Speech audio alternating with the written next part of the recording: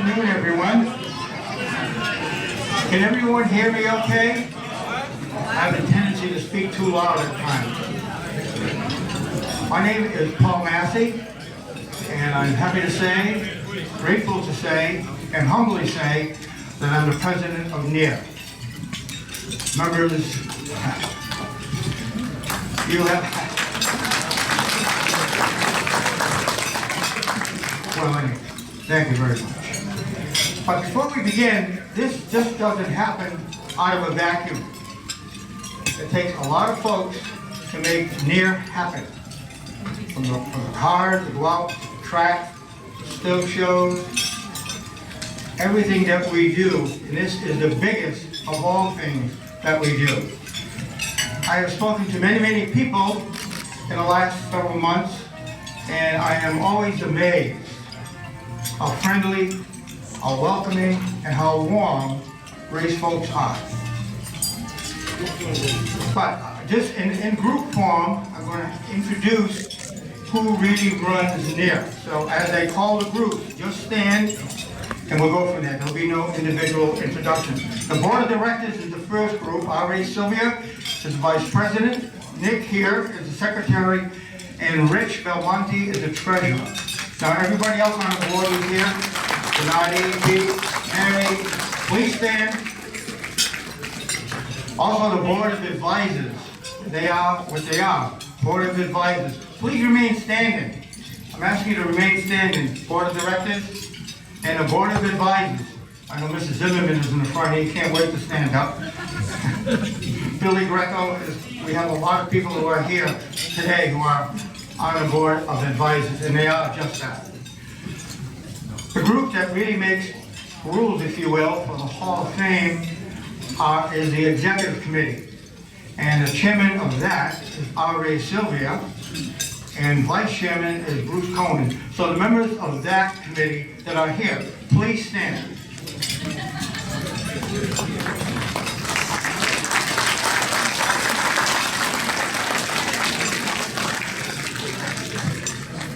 And now the group that really put this whole thing together, really got the ball rolling, if you will, is again, we're going to name some people, same people do the work, it seems. Bruce Cohen is the chairman. Pete Newsom is the vice chairman of the board of selection committee. They do the selecting of the Hall of Famers. They take it down to 16. From 16, it goes out to the members who are on the selection committee and Hall of Famers, and we vote. And from that, they vote. And from that, we get to have the 8 members of the Hall of Fame. The Veterans Committee is done on a separate ballot. The person who's in charge of that, again, is R.A. Sylvia. It always amazes me that Hall of Fame members just stay involved. I said it at Westboro when I was there about a month ago, and it really is gratifying to see everybody just continue to be part of NEAR and make this go. Not only do we have younger people, but the history that we have in this room is unbelievable. And racing people are just by far the warmest group. They say hockey players are good to interview because they seem to be pretty good about stuff, but I don't know, race drivers and race people, I think are at the top of the list. Now, I know we've begun eating, we're going to say grace. So everyone can please stand, if you can, only if you can, if you're able.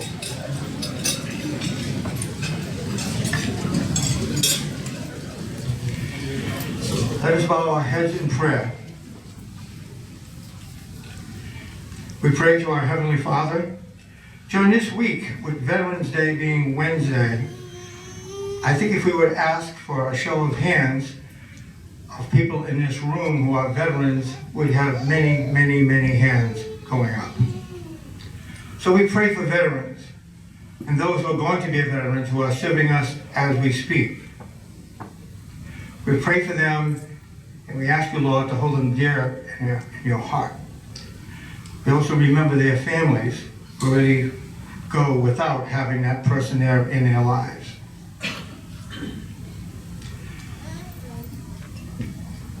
Lord, we ask you to bless us, all of us at our table, friends that we have met, meet new people. I've never met myself so many new people ever in my life. It's just been a gratifying experience. We ask you to bless those who will wait on table today, and those who have prepared our food. Not only bless our conversations, but bless us. And most of all, we ask you to bless the food that you give us through your bounty. Amen. Thank you. Now, my granddaughter Sarah was supposed to sing the national anthem. She called me this morning on the way over here. I was coming on the way here this morning. I was in Dayville with Linda, and Sarah called. She is ill.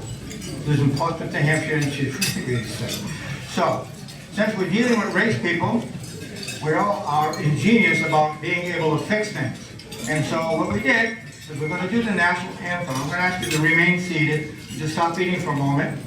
And we have kind of done this thing, so at least we have... No, we're not singing. I asked a couple of people if they wanted to volunteer. I wouldn't want to. I guess we have to stand again. I'm sorry. Please stand.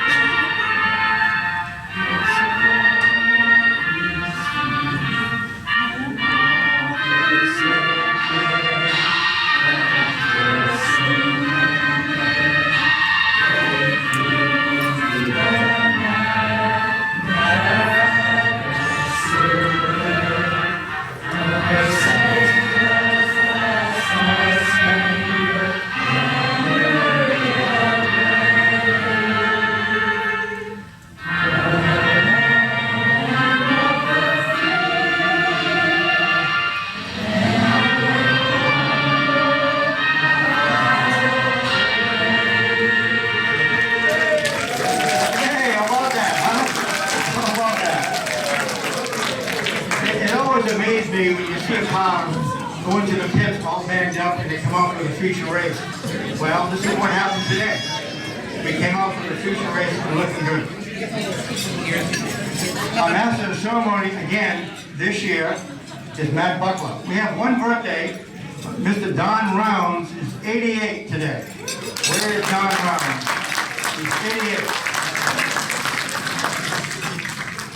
That's pretty good. That's more than just a number on a card. Matt Buckler again is with us. Thank you, Matt. Okay, thank you, Paul, and good afternoon, everybody. I'd like to thank the New England Auto Racing Glee Club for leading us in that rendition of the national anthem. You really sounded well.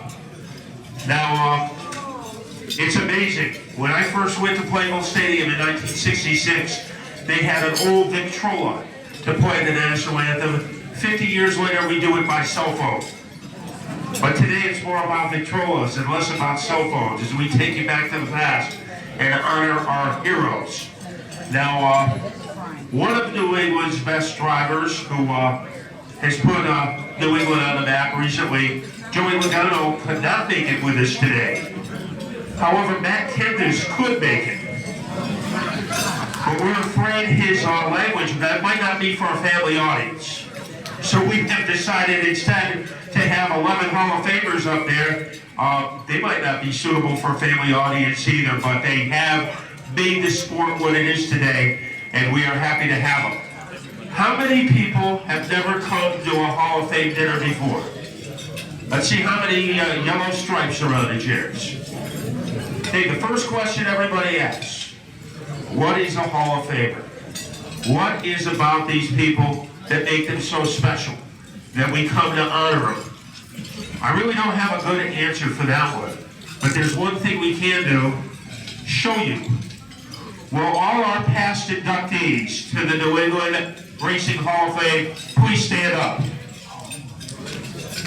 There's the Hall of Famers, ladies and gentlemen.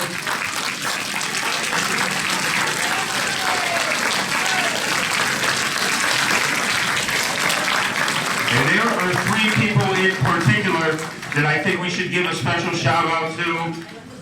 A man who was in the first class in 1998, Bugsy Stevens. A man who was inducted in the second class, Wild Bill Greco. And a man who was inducted in 2002, and he hasn't missed a dinner yet, and he leads the New England Hall of Fame in miles because every year he drives up to Florida just to be part of this dinner. 14 straight years, Bill Ripple. And if you could give a special hand to those three. So we are getting ready to start our festivities, and who better to make the first two presentations than a man who was in the Hall of Fame, but more important than that, he was probably one of the first writers for a daily newspaper who actually covered and cared about auto racing. He started with the Hartford Times. It's no longer in business, but Pete Zanardi still is doing what he does best, telling you about the people who make our sport so great. So coming up to present the Frank Marotta Award, and also the Jack Rada Charlie Mitchell Memorial Media Award, here is Pete Zanardi.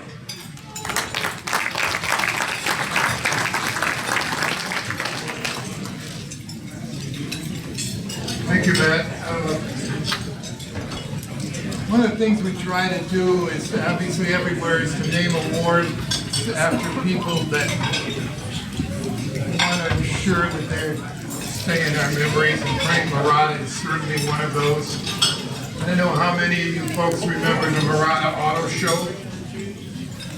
It was at the Armory, and then I guess later at the Civic Center, and that sort of kicked off the season every year.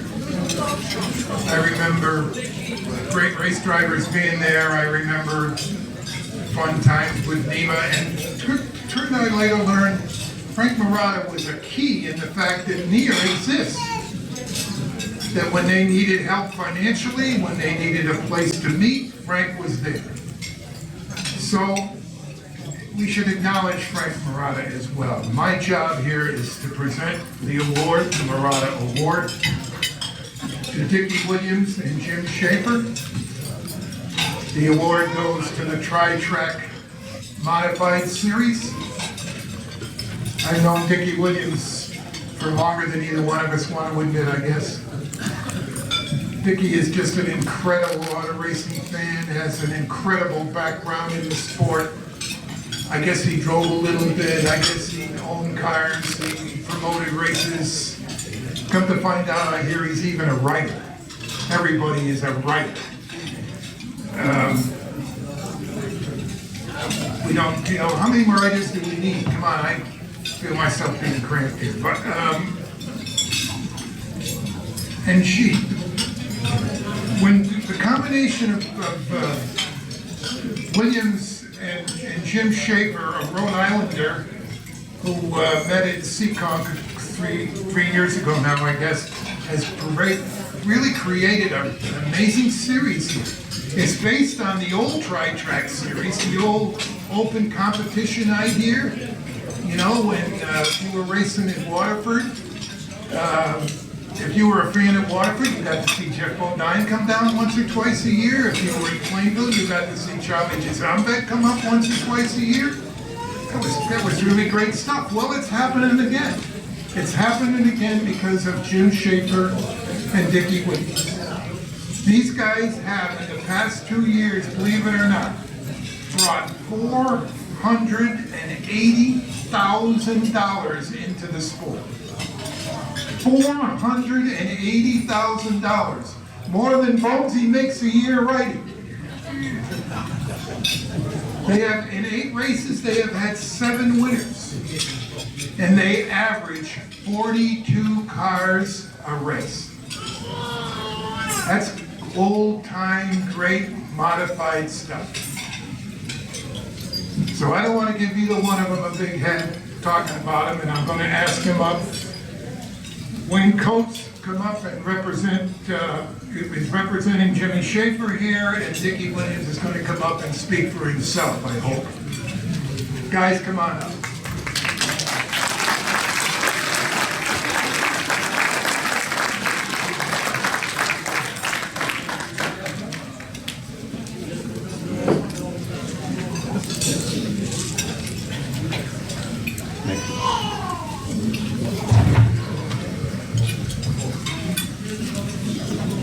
Thank you, Pete.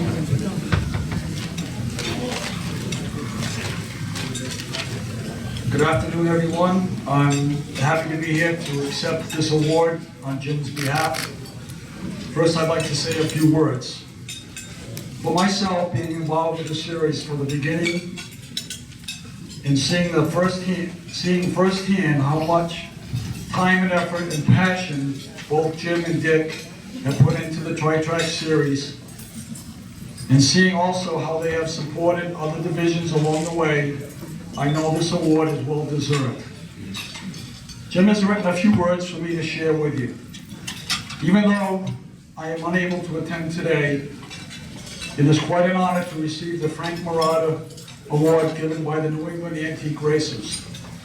The Tri-Track series is a labor of love, a chance to give back to the modifieds, something I have loved since the 1960s, when I cheered for my hometown favorites, Junior Ambrose and Charlie Zombach.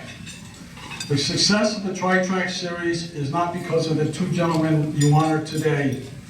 It is a thank you to every single person who has helped out in any way, whether it was buying a lap, a t-shirt, a hat, or simply showing up to the racetracks and buying a ticket to the races. Thank you for this incredible honor.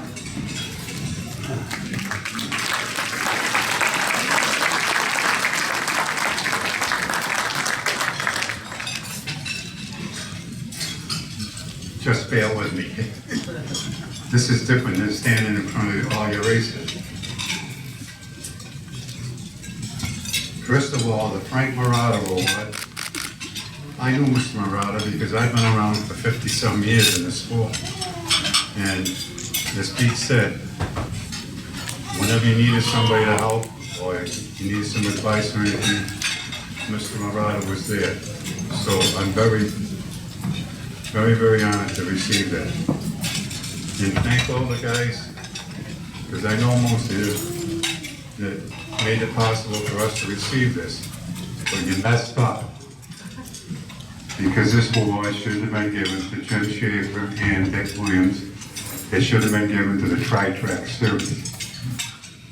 I would just like to, in my table, there's a bunch of guys that are known as the racing guys. They put a lot of money in to start this and do this, and it's not about Jim and Dick, it's about, I would like them guys to stand up over at the table.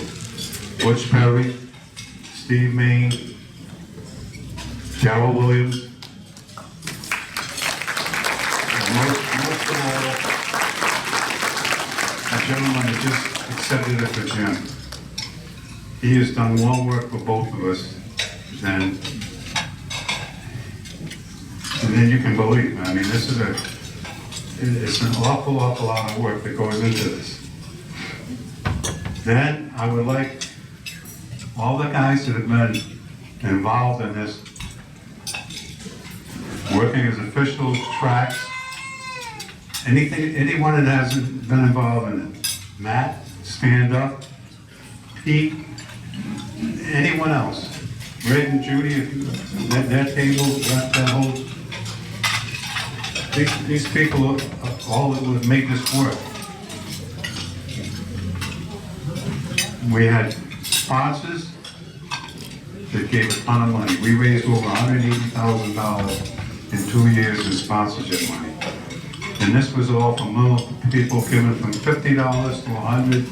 Our theory was, there's not a lot of big sponsors out there, but there's a lot of people that can afford $50 or $100, whatever.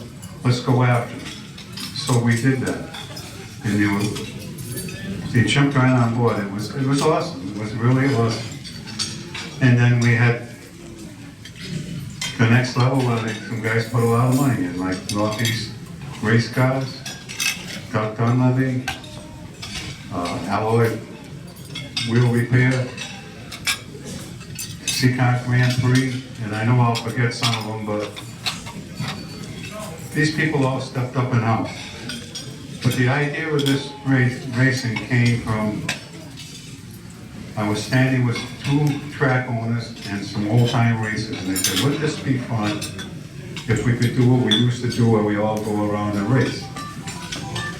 And the first thing I heard was, oh, the modifieds are dead. And this is on 2 track owners. And right away I said, baloney. And that's not what I said, but we'll use that today.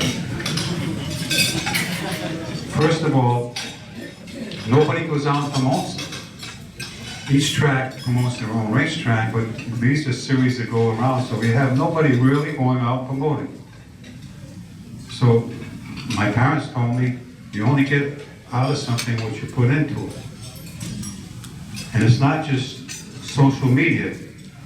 You have to go out and meet the guys, listen to them. They can't make their own rules because they kill themselves. You have to pick and try to guide them. And the other thing is, there's 3 or 4 different series, they all run different rules.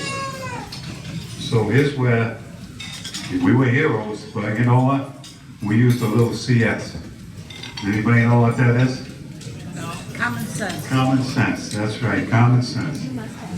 If you use a weight rule and tire rule, and you don't go over tracks at a third of a mile, I don't care what motor you bring or what you bring, it's going to pretty well take care of itself.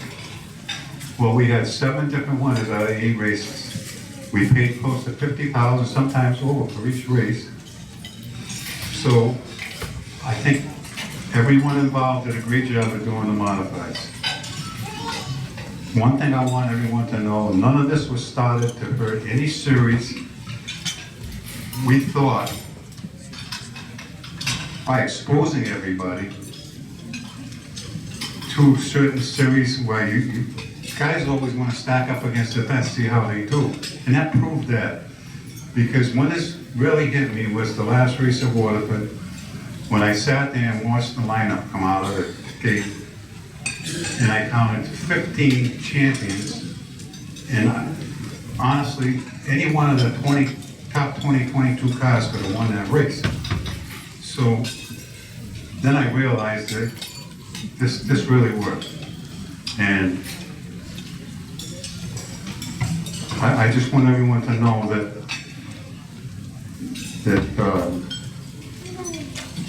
this was done because we wanted to help modify racing, not for, like I've heard, what we've done.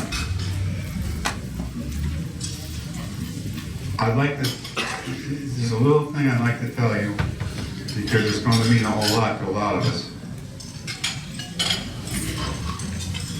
I had a grandson that played sports. He was really good. And he was a football player. When he went out for the basketball team, he made the basketball team. And he came to his father and myself, and I remember he was complaining about playing time. And we looked at him and said, this team went to the state championship game and lost. And we said to him, you're going to get what you deserve, what you earned. And after that, he had no problem. But he was lucky enough, he had a basketball coach. He was an African-American coach, which was great because he saw only players and you earned your time. But I got to meet his father, which he was a pastor, and we became good friends. And he said to me, I'd like to invite you to church. And I said, okay, I'll go. My mother told me, always, no matter what church, you go and you take something out of it and you see what different religions are like. And he said to me, it's going to be a shock for you. And I said, no, sir, it won't. I go to church, and the next thing I know, they got the band out, they're playing the music. It was Christian music, but it was It was nice, guy liked music.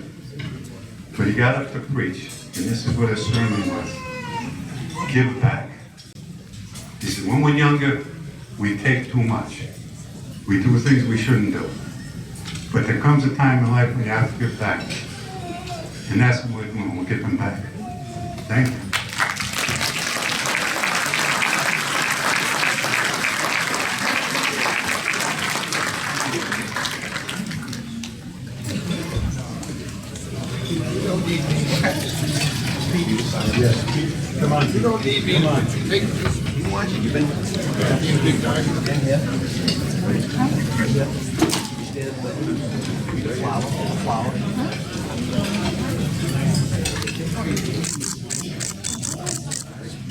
Get right here, gentlemen. One more. Dick, right here. Thank you.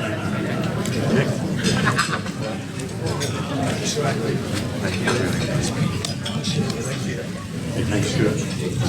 Nice suit.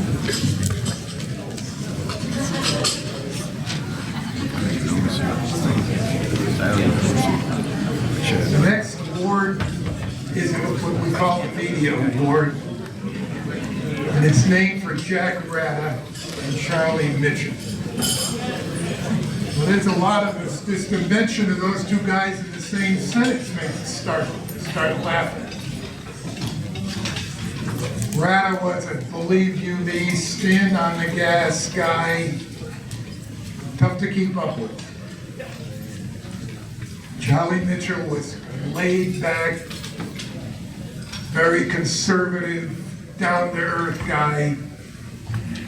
But they had one thing, they were similar in one way. They were both damn good journalists.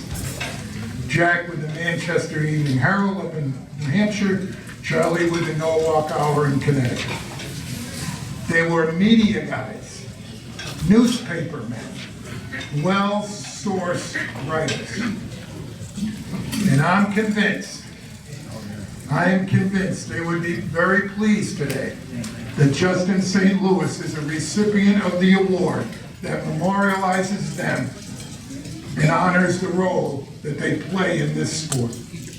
Excuse me. First of all, as I said, they were daily media guys. Just like Justin is a daily media guy. Justin writes for the Burlington Free Press up in Vermont, the Rutland Herald, the Times Argus of Bear Montpelier, keeping all them woodchucks informed. I'm prejudiced, I know, but I think that's the most important aspect of our sport. Daily coverage in the newspapers. Second, like Charlie and Jack, Justin is very, very involved with the sport's history. He was a contributor to Thunder Road's 50th anniversary book and Northeastern's historical research project. He's pretty much a source, and I was told that he was also one of the factors in the Vermont Hall of Fame. Charlie was a key factor in the Sports Writers Alliance in Connecticut in their Gold Key presentation. Like Jack, Justin is an announcer of some note, working at Airborne Thunder Road, the AIC tour. You know, and the guy's only 32 years old, which is reason enough for me to dislike him. But he just informed me today that he started at 16. He's been at this since he's 16. So he's deep into the past. He's really, really a part of the present. And I think it's great to know that a guy with this talent is going to be really a part of the future as well. Justin, you want to come up here and get this?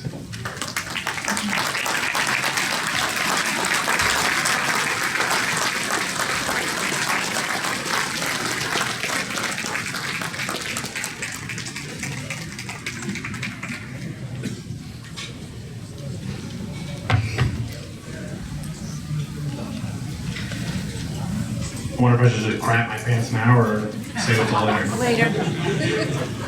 When I was about 3 years old, my parents took me to Catamount Stadium up in Milton, which I know a lot of you have got a lot of fond memories of. And I announced to them that I had to go pee.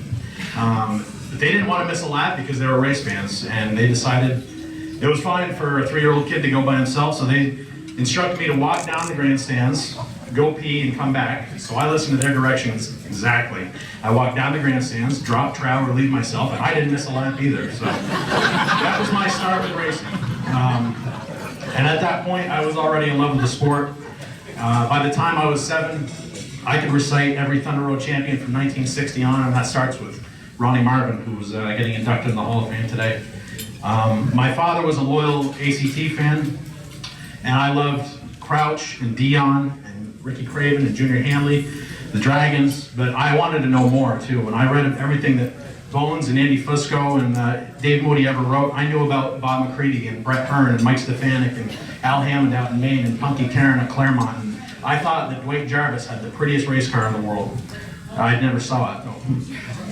My father ended up racing at Thunder Road for 2 years, and he got a trophy in the B feature once, and he did it by dumping the leader exactly like Logano did to Kensington a couple weeks ago, so that was exciting for us. And I started driving the same time that I started writing when I was 16. It was lap 1, turn 2 when I figured out that my future in the sport would be with my hands on a keyboard rather than a steering wheel, because I never even made it to the backstretch. We did eventually win some races and had a lot of fun, but I got my first writing gig as a junior in high school covering ACT for a little weekly paper called New England Racing out of New Hampshire. And at the dawn of the internet age, we built a little website to cover my street stock team, and I started blogging before blogging was even a word. My thrill, I like driving, but I got a bigger thrill writing about busting our knuckles out in the yard, or Phil Scott walked by me and said hi in the pits one day, or the time we almost died on the way to Race-A-Rama in 3 feet of snow. And I started telling stories about other racers too, like when Jerry Lesage, who finished 20th place for 20 years, beat the late model field at Thunder Road one night. Or when Jacob McGrath, who nobody had ever heard of, won the Spring Green up at Airborne. And it wasn't long before I decided that the race cars got to go away, and I want to keep telling the stories. One day I walked into Tom Curley's office looking for a job unannounced, and I told him I was willing to plunge toilets, but like he always does, he had a plan. And with no experience, no training, he hired me as the publicist and PA announcer at Airborne, which scared the hell out of me. And between Todd and Ken Squire, the browbeatings were daily and endless.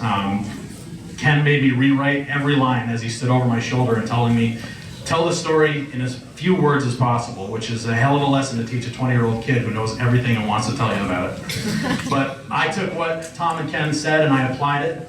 I applied everything, including the rebellious part, and that Curly taught me, and I was fired once and I quit twice, so thanks for that, Tom.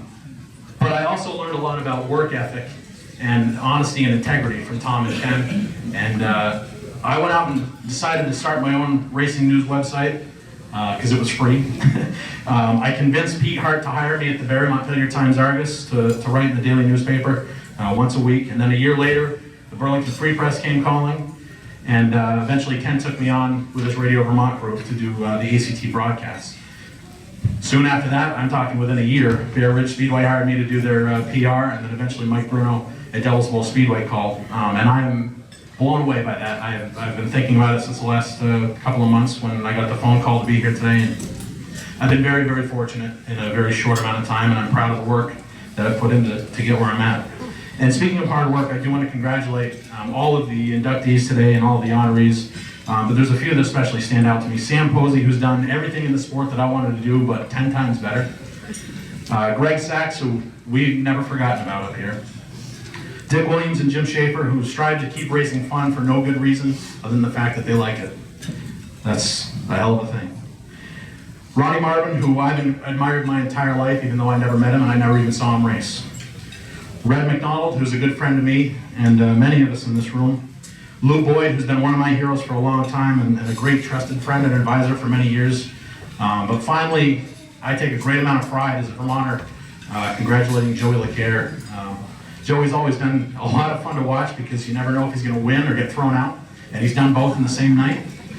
I've been fortunate to cover Joey and his family's triumphs over the years, and I also had the unwelcome responsibility of memorializing his late grandson, who was a great kid that we all loved, and then just a week later, writing about Joey becoming a racetrack promoter.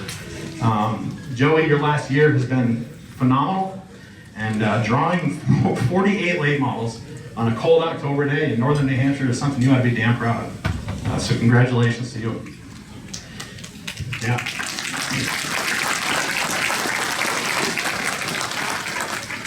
I have a ton of people that I have to thank personally for their support over the years. Steve Vespa, Alan Claffey, and Marco Thomas, who gave me my first bylines. The late Pete Hart and his protege Anna Grierson, who could tell me that my work absolutely sucked and I would still thank them for it. Tom Herzig and Big Bigelow for being incredibly important as daily columnists, and they're equally under-recognized in the sport. People like John Casey, my friend Lloyd Hutchins, Paul Belfay, Bill Ladderbush, Nick Tito here, and the late and deeply missed Cho Lee, who have let me share with them in the history of this sport, something that I take a great amount of pride in. Dave Moody, who should have swatted me away from the window up at Thunder Road in the announcer's booth a long time ago, but he never did. TJ Ingerson and Ricky St. Clair, who took Vermont Motorsports Magazine, which is a blog that I started as a hobby, and turned it into a credible, reliable news source that people trust. My radio broadcast partners, Lee Cattell, Amy McGovern, Steve Longchamp, George Como, and Tom Corbett. The entire ACT and Thunder Road staff back in the back of the room here, who would probably be just as happy to push me off a bridge into a river, but they'd be the first to dive into the water to save me, and I know that, and I thank them for it. I see it, Tina. Yeah. Mike and Elaine Bruno, who didn't know me 4 years ago when they hired me at Devil's Bowl Speedway, but they've become great friends, and I'm very proud to work with them, doing the PR work for them at Devil's Bowl Speedway. And Dick Therian, who a lot of you know, and he's as big a pain in your ass as he is in mine, but he's given his entire life to the sport. My long-suffering family and friends, who you guys all get it. We only get to see them between banquets in the winter. My mother Jane is the strongest woman on earth, and she enthusiastically, probably over-enthusiastically, supports everything I do. My father Ron was my best friend and my favorite driver. I miss him very much. I wish he could be here today. My beautiful partner Linda over there, who didn't really understand on our first date a couple years ago what 70 races a year meant, but she gets it. And the fact that she's still here probably means we're going to be okay.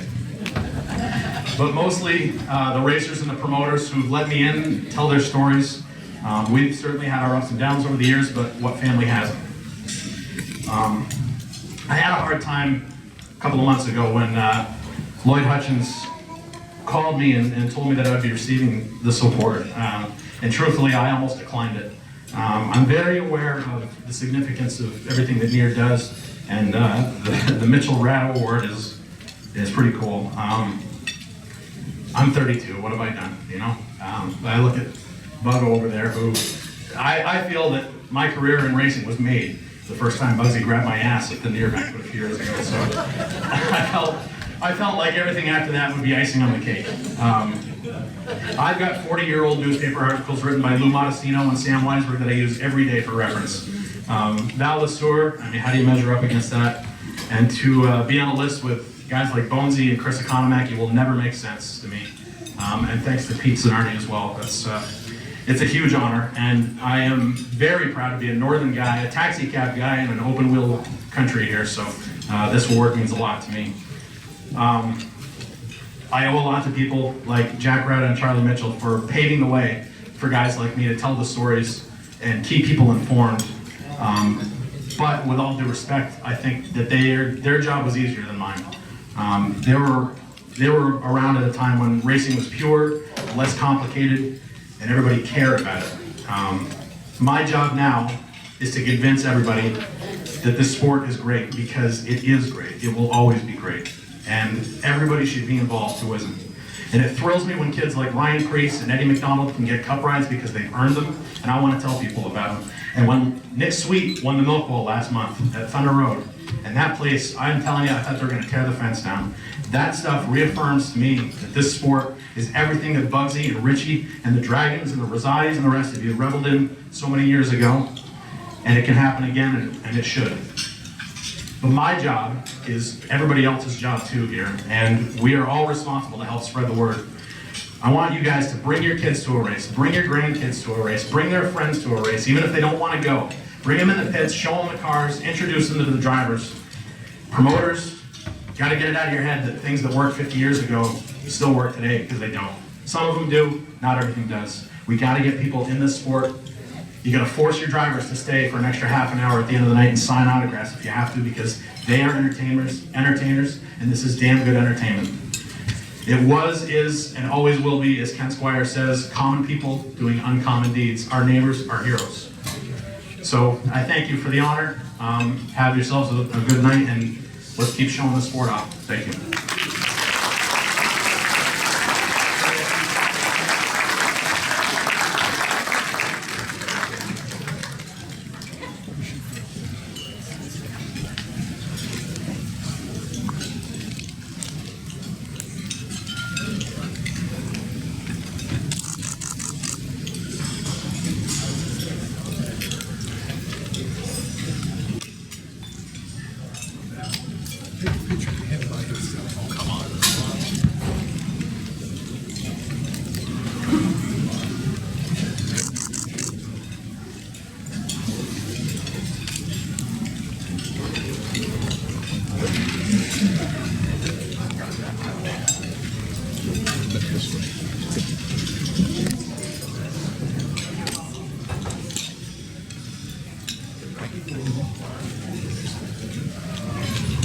Thank you very much, Justin.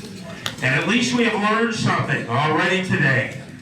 The reason they built the restrooms at Catamount Speedway, it was because of Justin. Imagine doing what he does, and he's only 32. Of course, he's 33 now, but that doesn't matter. Great job. A man who did a great job for this organization, and he just wasn't a member. He was a heart and soul. He was a life support system. He was everything to this organization, Danny Pardee. And we are going to ask Marie Pardee if you could come up to the stage and to make the presentation of the annual Danny Pardee Award. He taught me one thing. You can't put a ton of black paint on a radiator and expect to qualify for the Spring Sizzler. Right, Mario? Here is our president, Paul Massey.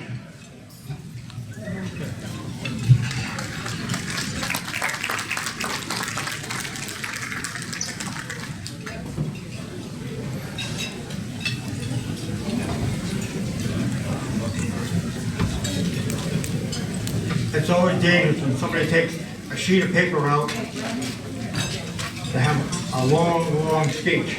But before I begin, have you noticed, you probably have, at the table, the booklet we have? Well, I'd like to thank all the advertisers and our own guys who put some ads in the booklet as well.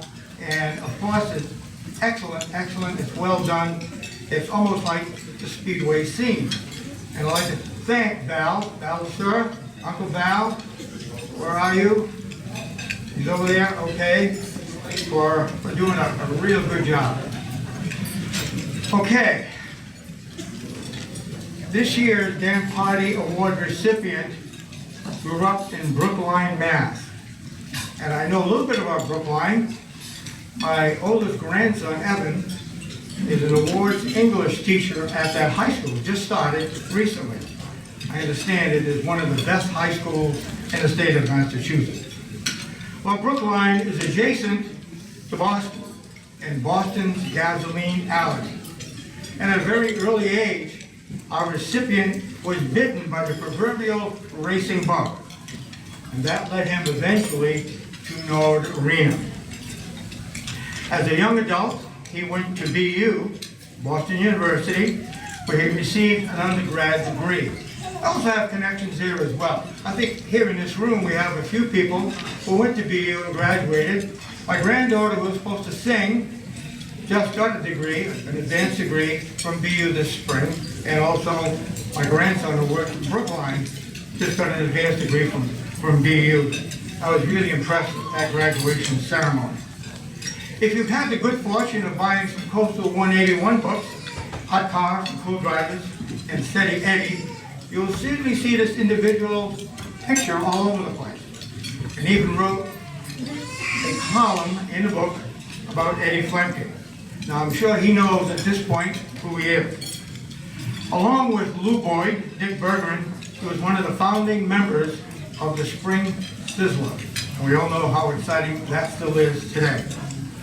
He has been a near member forever. If you came to the annual meeting when I introduced R.A. Sylvia, I said he came to one of the earliest races that was held in the Roman days. Well, I think R.A. was there for that, and I think Bruce Cohen, who is our recipient this year, also was there for the same event. He has been in the near sidelines, if you will, for a long, long time, and he still is, and he's chairman of the selection committee. Ladies and gentlemen, winner of the Dan Party Award, Bruce Cohen.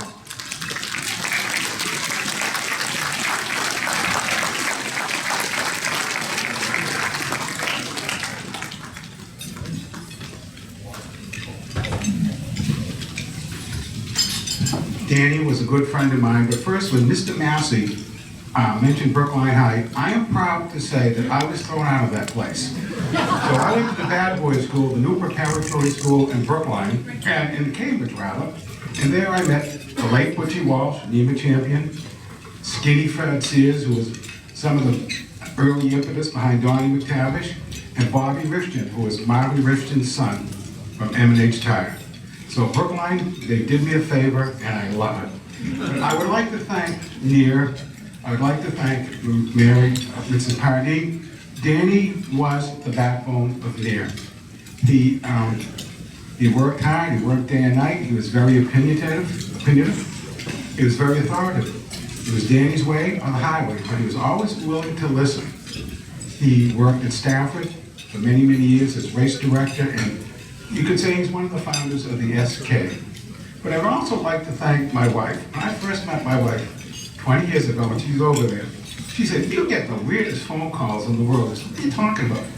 Bugsy, Bonesy, Bergie, Nasty, Space Lady. What are these people? They're like good racing friends. And they still are to this day.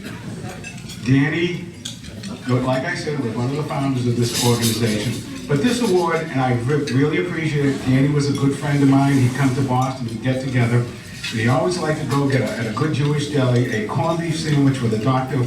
Brown's cream soda. Well, that son of a gun, as he was getting sick, he still owes me a sandwich, and one day I'll collect it. But this award is not about for me, it is to me, but we have in here a wonderful selection committee. They work hard, they work very deliberately. We argue, we don't argue, we have heated conversations, we have heated meetings, but everyone who's on the committee, and they're from all disciplines, whether it's open wheel, modifieds, late models from the north, are very authoritative.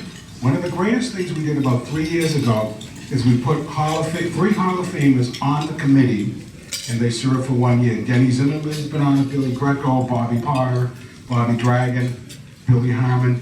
And what's interesting, when we're at our meetings, which is always held at Ronnie Bouchard's, one of his dealerships, it is very interesting to get the perspective, not from behind a typewriter or announcing booth, but from the guys who really raced with these people. And that is a very cool thing. But I would like to thank the selection committee, and certain people like Davey Dykes, R.A. Sylvia, Pete Zanardi, Pete Newsham. These guys, you have no idea how much time they put in doing this.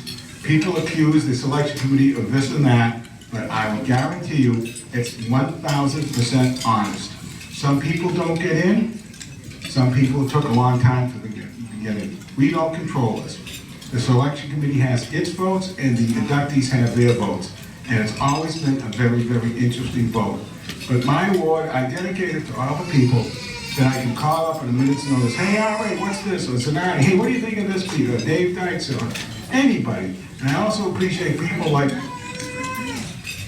Pete Falcone to do announcing, John Spence, Jack Arute. These are the people you can always call and say, hey, pal, I need to help me do an an induction at the Hall of Fame. They are always right there. So for all the people that help out, a lot of them behind the scenes, a lot of them with a lot of hard work that nobody really sees, this award is for you, and from my heart, I thank them. Thank you.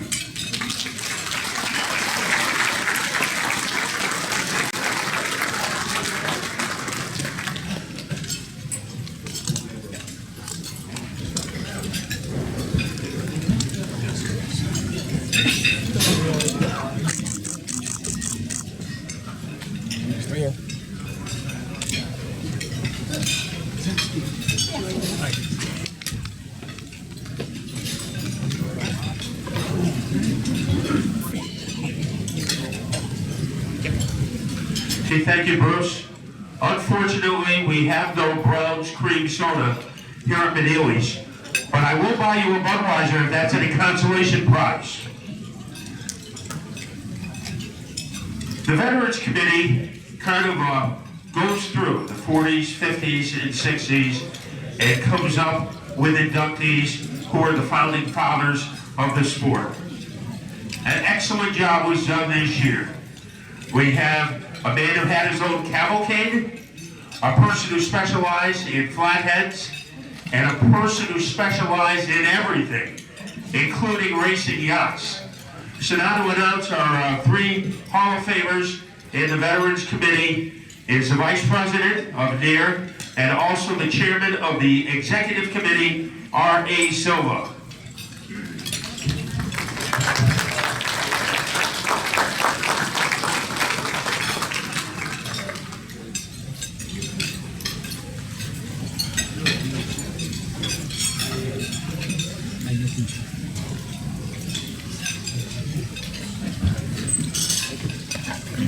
Thanks, Matt. Thank you all for being here. We had quite a good, doing a veterans thing about 4 or 5, maybe more years. I don't know, getting too old to look back. And we got a good cross section, as Matt just said. We've got a gentleman was from Massachusetts and had a varied career in many disciplines in racing.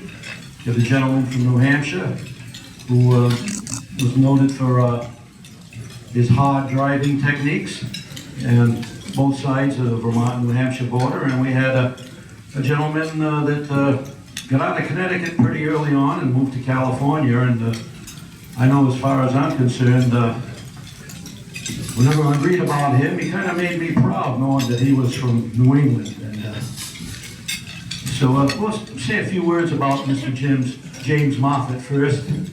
Before the war, he dabbled in sprint cars, but he soon learned he wasn't a driver, as Justin St. Louis did.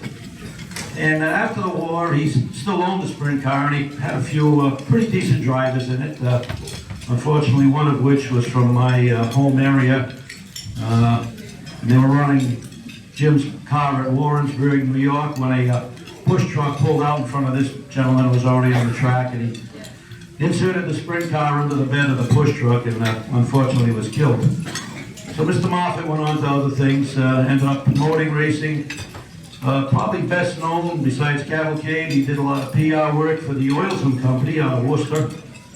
And got promoting, was very instrumental in the early racing champions at Langhorne for the Oilsome Company, sponsoring qualifying races throughout the Northeast. And you'd always see a picture in the Illustrated Speedway News and National of Jim Moffett handing a case of Oilsome to somebody. And who amongst us didn't collect many Oilsome stickers from various racetracks? Now at some point he decided, he had a little novelty company, sold stuff at the tracks too. But he started publishing a pictorial magazine, which those of us that had a historical bent, we found that and was like, wow, this is like the Holy Grail. I mean, we had heard of places like Spud Speedway, but nobody ever saw a picture of it in the Illustrated Speedway News. For whatever reason, they were way up there north of the frost line. And but we got to learn what the things look like in other parts of the country, mostly the Northeast, but he covered everything and he had a great deal of historical stuff going on. He started putting that thing out once or twice a year, and eventually went to quarterly, and at some point around 1967, he decided he was going to put out a monthly magazine covering racing with stories, etc. bi-monthly in the off-season. And so it started coming out, and lo and behold, that's where I believe, he'll correct me in a moment if I'm wrong, but had a meeting with Jim Moffett and Dick Bergman at the old farmhouse up at the Thompson Speedway, and we were going to assist him in his efforts, and it worked out pretty good for Bergman. He's on TV, and I'm home retired. But Jim Moffett did quite a bit for racing, and he's not exactly a low-key guy, but not many people heard of him. But as we felt, a few of us over the years, that there are a lot of people that would fade from memory if we don't do something eventually. And unfortunately, we only allow about 3 a year. So we'll do the best we can. And to accept the award for Jim Moffett, I'd like to ask the aforementioned Dick Bergman to come on up here and say a few words. Come on up, Dick.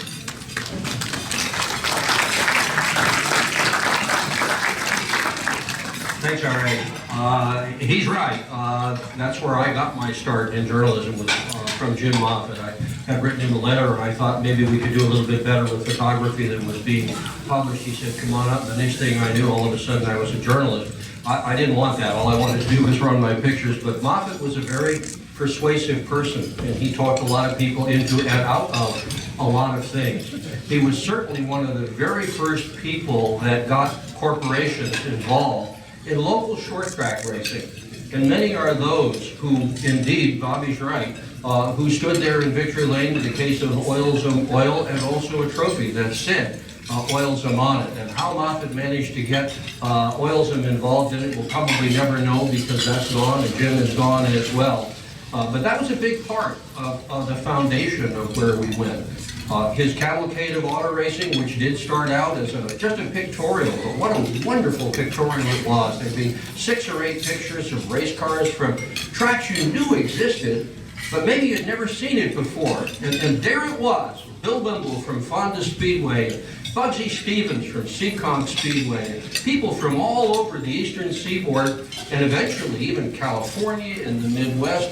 And it was terrific to be able to see what race cars from around the country looked like. And as it went on, it seemed as if cavalcade of auto racing became more and more important until the day finally that it went away. Jim also was a PR man, did PR for a lot of places, including Thompson Speedway. He was one of the real pioneers of our sport, and it's so appropriate that he is recognized and remembered here this afternoon. Jim Moffett, truly deserving of being part of the Near Hall of Fame.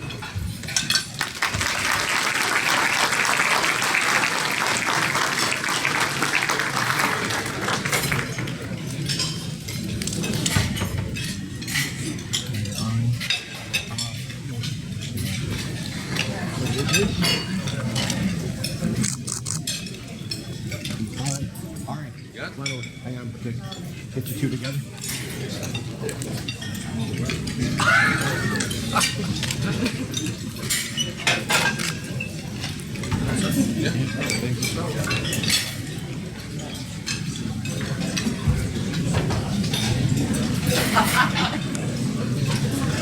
Next, we're going to talk about that man from the North Country, Ronnie Marvin. Again, being vitally interested, I heard an awful lot about Ronnie Marvin. He was reportedly a strong-willed guy, so to speak, and I eventually got to see him run, and it was kind of true. He wasn't doing anything bad the day I won, but he would enforce his opinion on you with metal and rubber and everything. But by God, he got the job done. He won, and I was glad I did get to see him. And of course, in my historical aspects, I learned a lot more about him, and most of what I heard was kind of true to varying degrees. And it's good to see a replica of his car that Paul Zamperi has out here. Of course, it's got a flathead. I'd look at anything with a flathead in it. So, as one of our members of the Northern contingent this year around anyhow, we'd like to induct Ronnie Marvin. We'd like to ask Ronnie's widow if she would come up and accept the plaque for her. Thank you.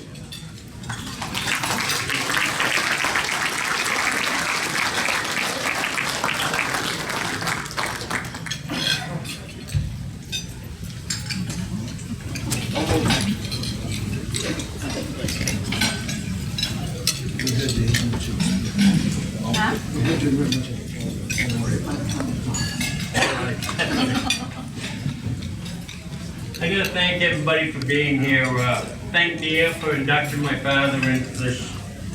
It's really a good thing for all of us. I want to thank Paul and Mr. Hutchins for bringing the car down here, and Dick Roby for pursuing all this and making it happen, and the rest of my family for coming, and all the friends and family that is here. Thank you.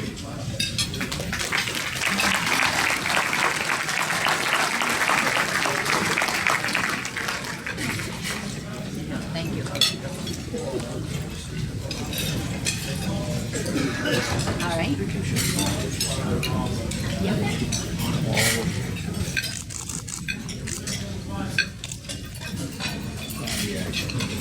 You are. Right here. Everybody right here. Thank you.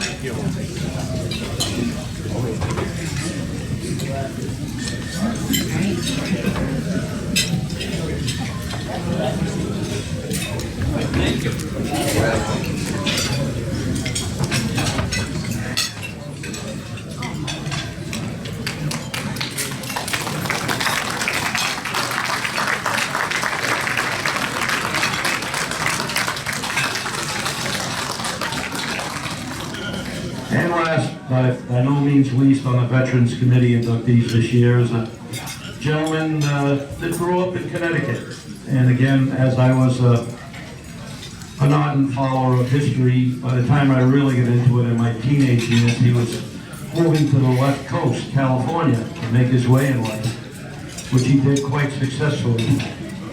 And what I remember pretty much about the 50s and always stuck in my mind, there was nothing. I mentioned before I was a flathead guy, but when I reflect upon it, there was nothing like the sound of a GMC going into turn 3 at Plainville, Waterford, wherever. And there were several of them out there. Moon Burgess drove for Mr. Fontana, and there's one outside here. I love to see that car whenever it shows up. An old six-banger. And he brought fame to New England by his exploits in land, sea, air, anything that moved. He was involved in it, and he did it well. He ran Bonneville at a speed that no man of his age ever went. Racing yachts later on. He built a very famous engine for the midgets, bearing his name, the Fontana engine. And he was just an all-around guy and a smart guy, and he was loyal to Nia. He's been here virtually every year. They've had an induction ceremony, and he comes from California just for that. And I'd like to have the driver of Joe's last championship winning car in New England. They won the 56 or 57 championship at Plainville Stadium. So if Phil Mitchell would like to come up and accept the award, say a few words about Joe, and when he comes up to get the award. Thank you.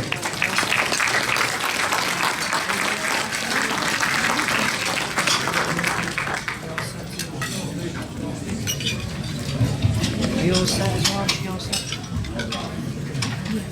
Okay. Well, I'm glad to be here anyway. Last year I was sick, I didn't make it. But I was overjoyed to hear that Rick Pomani chose me to present this award to Joe Fontana, Mayor's first lifetime member. The last time I served in this capacity was 13 years ago, when I presented Moon Burgess. Joe Fontana is a native of Millvale, Connecticut, having resided there for the first 33 years of his life. After graduating from college in the late 40s, he began building modified stock cars using a Forest Springs 1937 Chevy Coupe as a platform to house his GMC six-cylinder engine, which was dubbed as the Flying Jimmy. Under the sanction of the United Stock Car Racing Association, his car campaigned successful at Bridgeport Candlelight Stadium, West Haven Savin Rock, Plainville Stadium, Agawam at Riverside Park, Thompson, Stafford Springs, and also Waterford. The principal drivers were near Hall of Famer Moonbird and Sparky Belmont, and then for some reason, Joe selected me, the pilot, the Flying Jimmy. The Flying Jimmy was a crowd favorite with his flaming Bolton exhaust as it went on to set several track records and track championships in the 50s. At the age of 91, he is here today to accept his award. Ladies and gentlemen, it's an honor to present a true legend and a friend, Joe Fontana.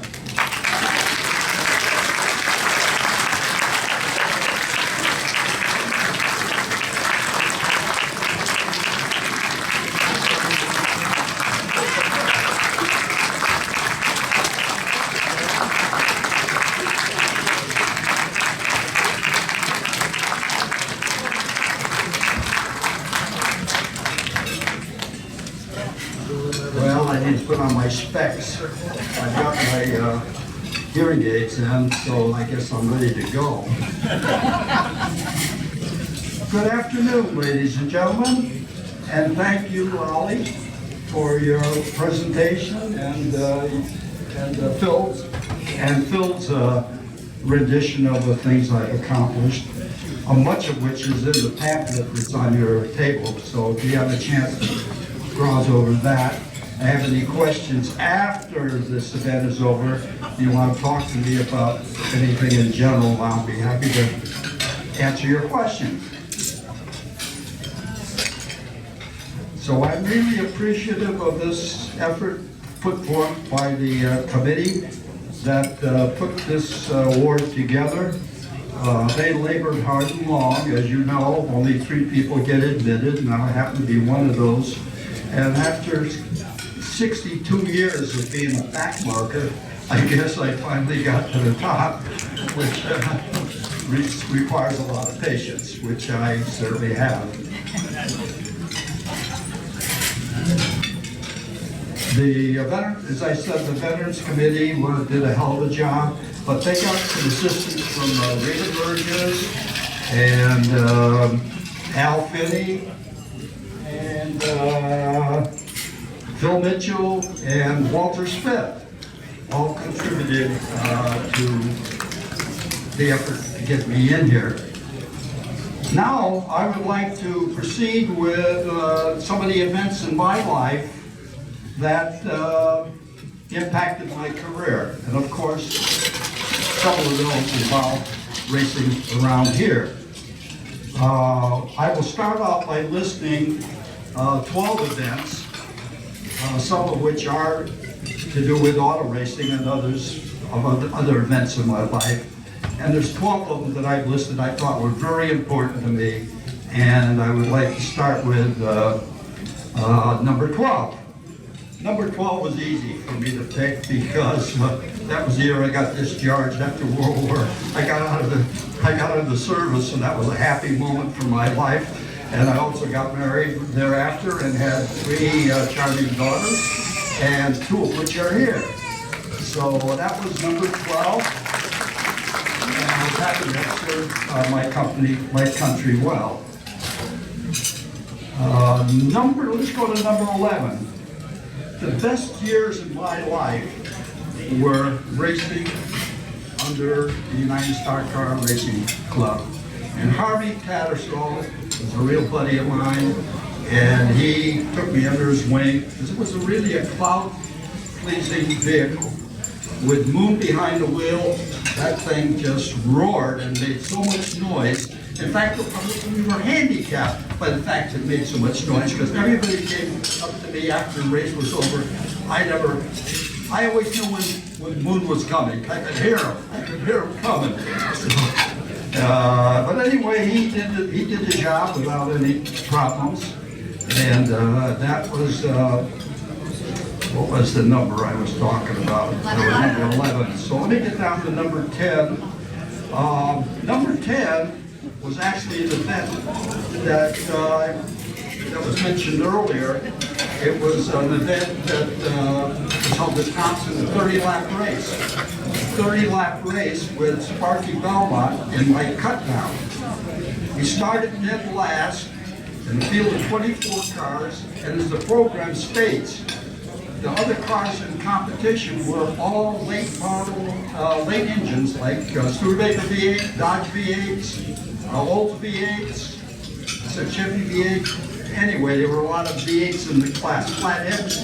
Anyway, Sparky passed 3 cars every lap, and in 8 laps he got the lead. And if it hadn't been for a red, Sparky would have lapped the field. He never lifted. He just stood on it, stood on it, stood on it.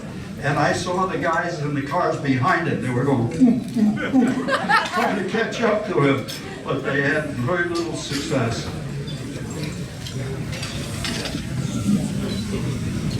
Okay.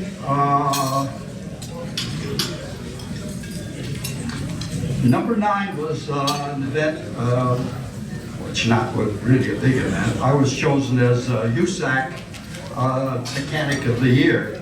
But that was quite an honor because, as you know, USAC is a well-respected organization. At least it was back then. I don't know today how popular they are. But it was the racing organization to be involved with in the 70s, 80s, and 90s. So I was inducted. I was called out to be the Mechanic of the Year. Number 8. I'm down to number 8. My first had patience. Number 8. I was inducted into the Hall of Fame for the Inliners International. This is a worldwide organization that respects the popularity of an inline 6-cylinder engine. The Inliners nominate 1 person per year, so it's very tough to get into that group. But I did get there, and I think that was, I think it was around 2006. 2006 was the year. Getting down to number 7, you've heard a little bit about my experience with racing on the water, and I did do that. And annually, I participated in a race that went from Newport, California, to Ensenada, Mexico. And it's a 120-mile race. It's usually downwind. And it's the largest sailboat race in the world. There's over 600. At that time, they were running 600 boats. Today, it's down to about 350. But then we raced, there were 600 boats. And one of my competitors happened to be Dennis Conner. And if you guys remember Dennis Conner, he won the Americans Cup in Perth, Australia that year. And he came back to the States, and he was going to win the Ensenada race. So he showed up in this catamaran, ultralight, $1 million machine, and was ready to compete. So I was in an Ericsson monohull, 78 feet, and I skipped with that thing.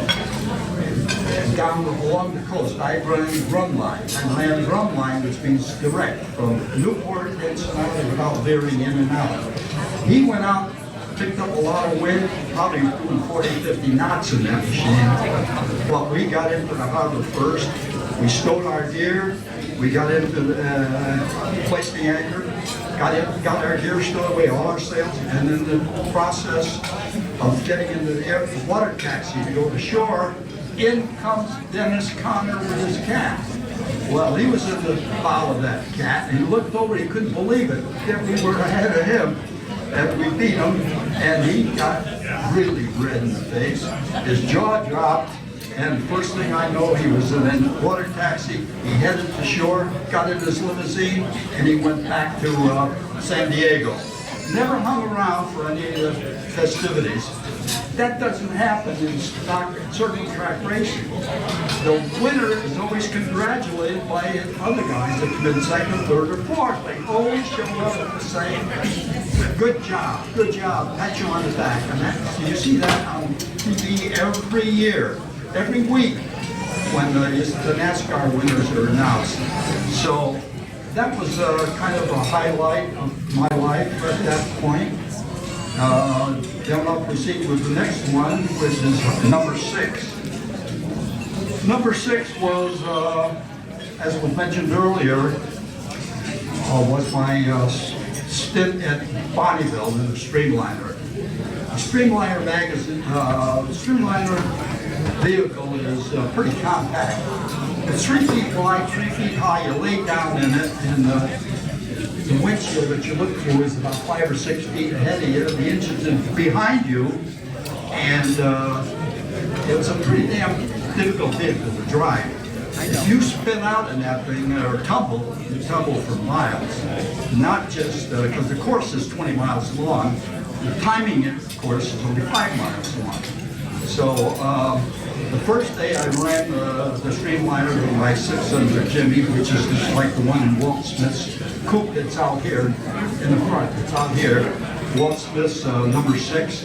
I have an engine just like that with a 12-point head. I put that in the Streamliner, and sure enough, I took off the first day in the afternoon and qualified for the world's record, which needs to be followed up the following day with a backup run that also exceeds the record, and then you get the record. Well, the first day was a piece of cake. It was in the afternoon. The sun was behind me, and I went down the course, and I went through the shifting and got to the end of the course. And by the time I got to the 5-mile mark, I said, come up the chute.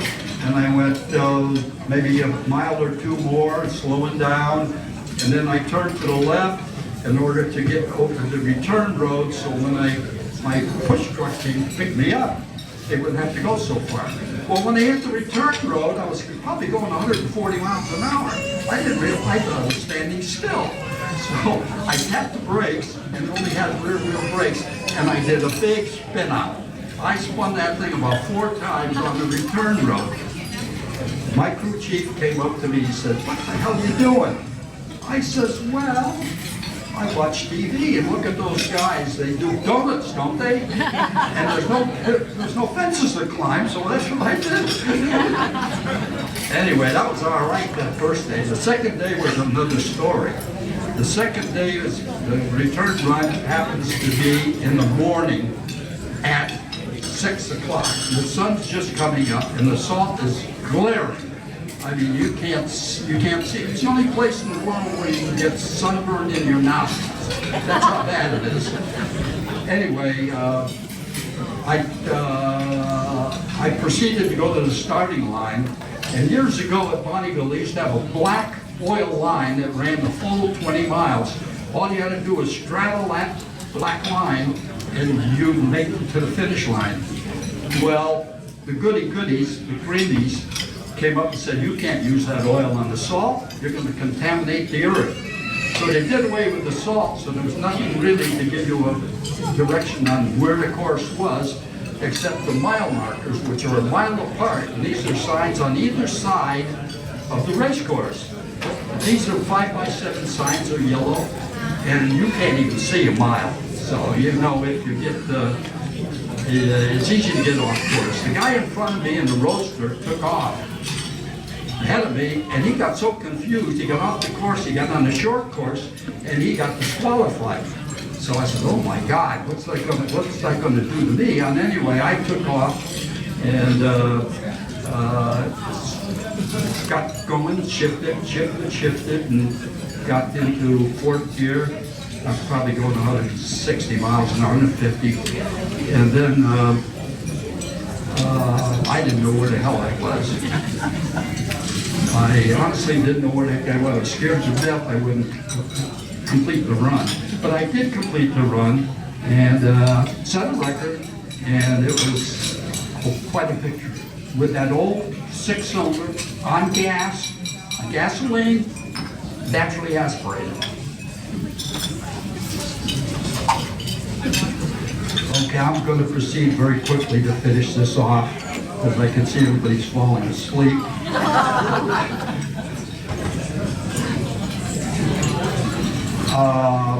Anyway, as a result of that run, the rumors have it I'm in the Guinness Book of being the fastest 82-year-old man.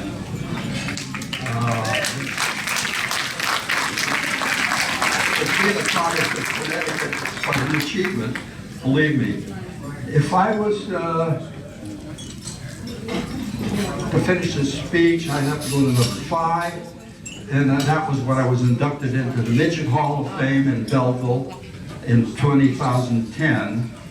That moves me up to number 4, which is something dear to my heart because it involves some people here. A striking, a long-time friendship with Walt Smith of South Glastonbury, who's an active near member. He is known as Mr. GMC in racing circles. Okay, so now I'm down to 3. Down to 3 is my recognition in Australia for having built the best midget motor ever, having won 172 feature events, 12 national champions, and it made me recognized by the Australian Speed Council as having the best engine around. Now, number 2. Number 2 is I'd like to thank the Lord for all He has done for me, instilling in me family values that matter. As proof, we have here 15 of my close relatives sitting at the 3 tables, and believe me, it's like a family reunion, so I haven't seen in many, many years. Getting down to number 1, which is the last one on my list. Number 1, being inducted into the Near Hall of Fame fulfills a lifelong ambition.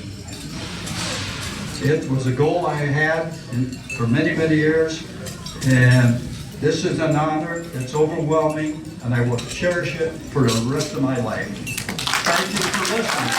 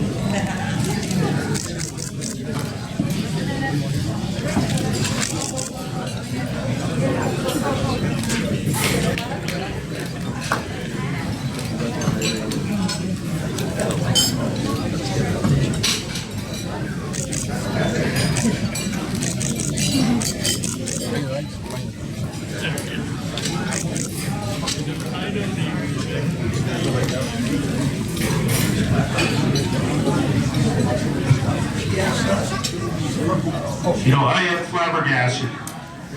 As Joe Fontana will put his plaque on our board, and Joe Fontana will officially be inducted into the New England Racing Hall of Fame.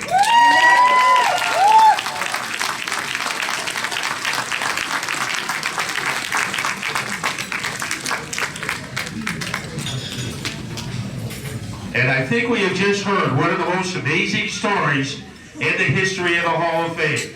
Consider what Joe has accomplished. Being honored as a driver at the age of 82, being honored in Australia, beating Dennis Conner in a yacht race, and having sunburned nostrils. No one in here has ever done those things before. Congratulations. Now we have one more bit of unfinished business in this part of the ceremony. We are going to bring up Lloyd Hutchins, who has a few words to say about Ronnie Marvin.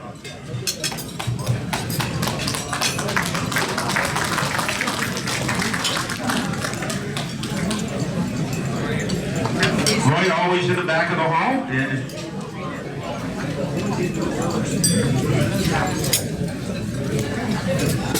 And if Lloyd can come up and say a few words.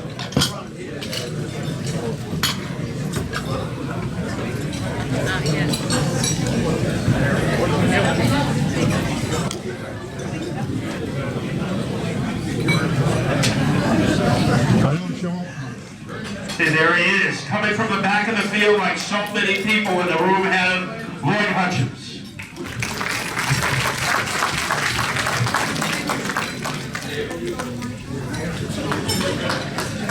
I did prepare a few words to say about Ronnie, and I think I already forgot about me. First thing I want to say is there's a man whose spirit is with us today, my fellow historian from northern New England, the late Joe Lee.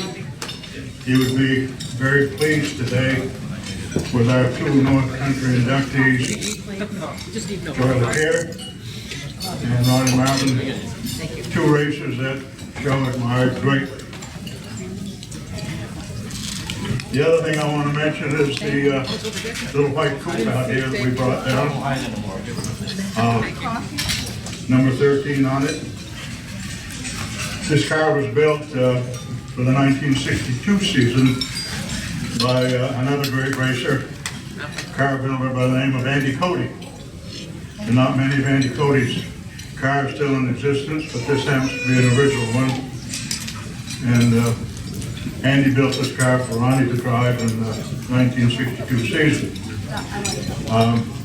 After the 62 season, the car was sold to a friend of mine by the name of Dick Bellato. And Dick was dating the daughter of a local beer distributor known as J.B. Flanagan. They decided to go into the racing business as partners. They bought the car from Andy Cody. And Ronnie Satchon drove to the 63 season. For the 64 season, changed ownership again. J.B. Flanagan's daughter found out that my friend Dick Bellato was going to go back with his wife and ditch her, so she was a little scorned and told her father that, hey Daddy, you know the half the money Dick put up for the race car? I loaned it to him. So a little scorned, that kind of went down the road. My father-in-law, or future father-in-law at the time, was a mechanic on the car, so the car was sold to him. His name was John Hackett. He changed the number from 60 to 64. He raced 64 and 65 season. 64 season was Satchon driving it.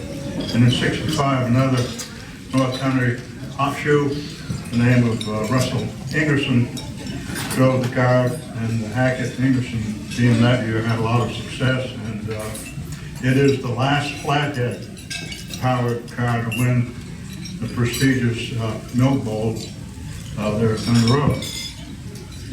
And my friend Paul Zampieri dragged it out of the woods and brought it back to life, as you see it up here today. Things I wanted to say about Ronnie is that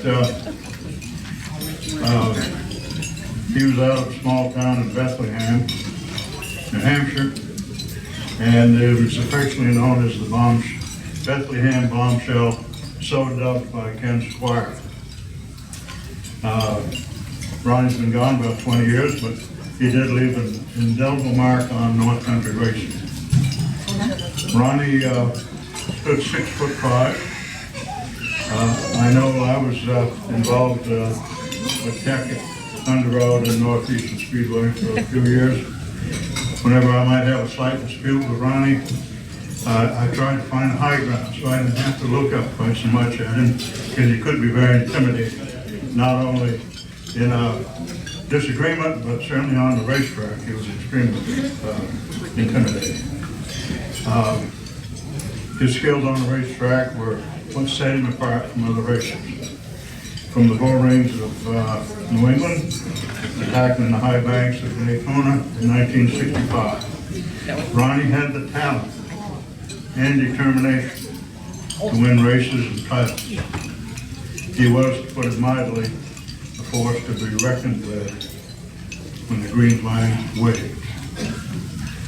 Marvin's career began in the late 50s, and he quickly established himself as a winning, dominant driver.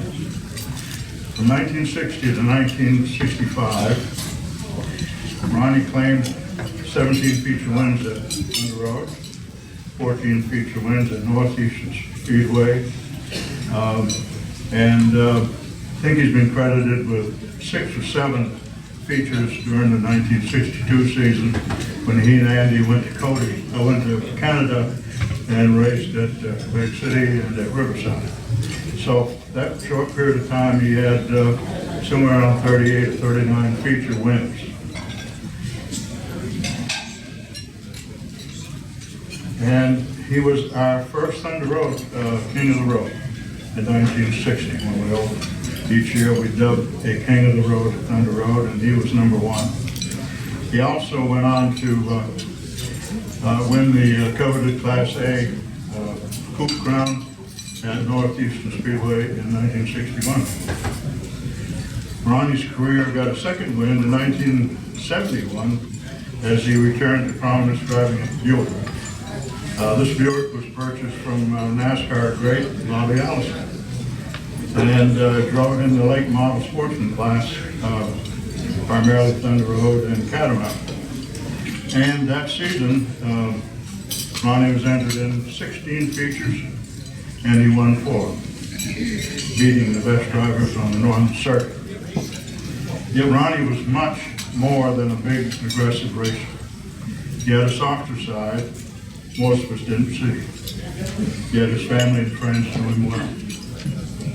Ronnie loved 2 things more than life itself: his family and the community in which he lived.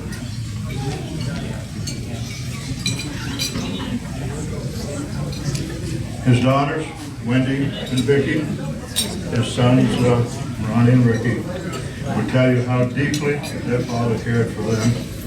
Ronnie's many friends in the quiet town of Bethlehem would tell you how much he did for their community.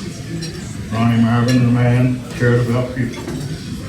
And if he knew you, there wasn't anything he wouldn't do for you. And I know that Judy and was it Ricky that came up and accepted his award and gave you great thanks. And thank you for being here.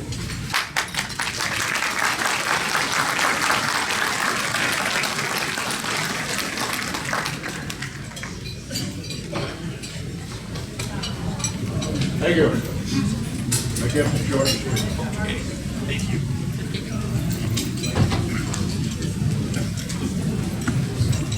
Okay, before we begin the main part of our ceremony, it's time to take attendance. Now, the New England Racing Hall of Fame encompasses the entire area. So let's see, do we have any people from Maine here today? Yes, we do. What about Vermont? Okay, a little bit of a contingent. Of course, Justin is here, the voice of Vermont. How many people are here from New Hampshire?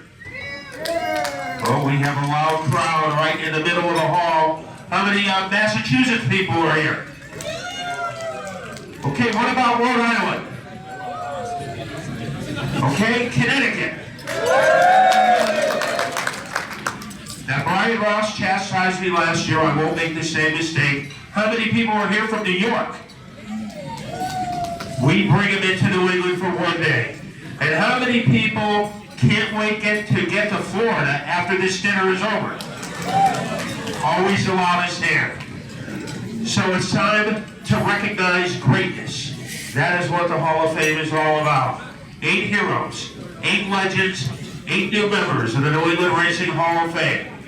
And to get us started, a man who was already honored today with the Dating Party Award. You think of Norwood, you think of him.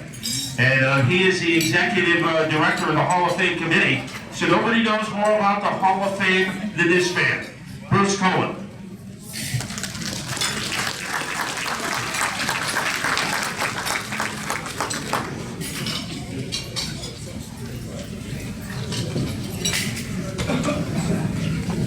you, Matt. It is a great honor and privilege to induct into the Near Hall of Fame Mr. Lou Boyd, a racing and business partner of mine for many, many years and a friend for over 45 years. But before I start, I would like his wife, Carrie, to stand up because, boy, she's been in the eye of a hurricane. I don't know how she's done it, but she is really one of the great people behind the scenes in racing. Carrie, go ahead. Well, Lou was a Renaissance man. He's done all kinds of things in racing. He was born in Amsterdam, New York, not too far from the Fonda Speedway. He had some illnesses as a child, and his neighbor took him to Fonda one night to get him out in some fresh air. That was it. He was hooked. The family then moved from Amsterdam to Wellesley, Mass., which is a hop, skip, and a jump away from the beloved Westboro Speedway. He started driving in 1962. His first race was at Cherryfield, Maine, which is a little above the Chives, over that way. And Cherryfield is famous for the home of Andy Santerre and also giving Lou a start. In 1963, he went to Westboro in a bomber driving for the late Ricky Falcone. In 1965, he was still at Westboro, drove for the late red two-gun diesel, the only race car driver we know that was indicted for bank robbery and beat the rap, the Falcone brothers. Then after the bombers, he went and he drove a late model for the Falcones. He also ran under the name of Batman at the time, and he had a big Batman on the side of the race car.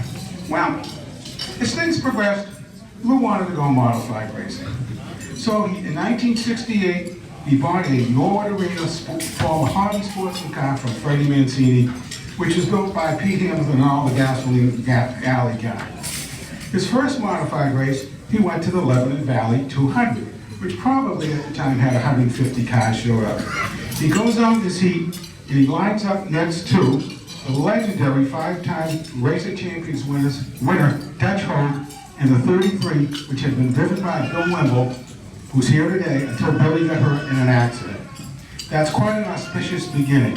Imagine your first time in the modified, starting next to Dutch Hogue. That is something else. Well, Lou ran a bit, and in the next year or so, he decided to shake the car down. So what do you do if you live in Massachusetts, in northern Massachusetts? You go to the fabulous Hudson International Speedway. Well, Oscar Riddler, another Hall of Famer, was the promoter, and it was very heavily advertised open competition show, run what you brought.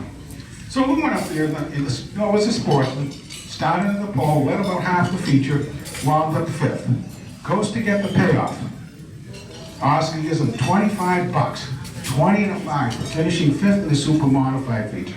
Billed as an open competition show, Oscar says to him, "Hey kid, I'm taking the 20, you gotta join the club." So then it was back to ran Lebanon for a few years, and Lou finally realized his childhood dream of racing at Fonda. He raced at Fonda for 4 or 5 years until family and business commitments made him sort of retrenched. During this time, he ran at Lakeville and other places like Midstate, North New York. Lakeville, now you want to be a full-time race car driver. Late in the year, they had a feature at Lakeville. It was a gloomy, cloudy day. They should have called it. The promoter called the meeting. Everyone decided, the heck with it, we'll run for trophies. Lou wins the feature and gets a trophy. The next week, the promoter, Stanley Kozlowski, comes up to Lou and said, "Hey, a few people filtered in. Here's a turkey. So you win a modified feature and you win a turkey." It doesn't get better than that. And after that, business commitments, and like I said, family, was back to Westboro, driving modified for Nasty Neil Murray. He drove for Nasty for 2 years. I don't think he's recovered from that yet. Regrouping, Lou went to Hudson in a street stock, which is pictured in today's bulletin, the 101. This street stock had more offset than any modified you've ever seen. It was built by Pete Van Dyke, another Hall of Famer, so we can understand that. Around in the early 80s, one year, 331 cars raced at Hudson. There were 2 flips.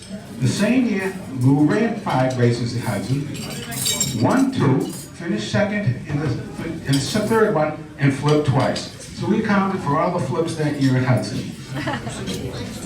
Hudson was good. He had a lot of fun up there, running with Pete Van Dyke and Mike Murphy. Once one feature, I was standing in the infield, and Lou goes like this. I'm saying, what the heck is this guy doing? Then it finally dawned on me, there's no oil pressure. So he comes back again, I go for it. Now, we were running these $300 engines from Texas Motor in Woburn. Luther Paul, Texas would build these motors. They were cheapos. They were the Mongols of motors. They had parts from everywhere in the world, but they were fun. You'd run them and blow them up. So there's 5 laps to go, and Murphy is banging on the door, slam banging. Lou wins the feature. The motor blows up, and he disappears in a big cloud of smoke into the first turn. Afterwards, Mike comes huffing and puffing up the road. You banged me up the crack. The late Bill Welch, who was in our first class of '99, said to Mike, come on, you've been around here long enough. Put your big boy pants on. So that was Hudson. A lot of fun.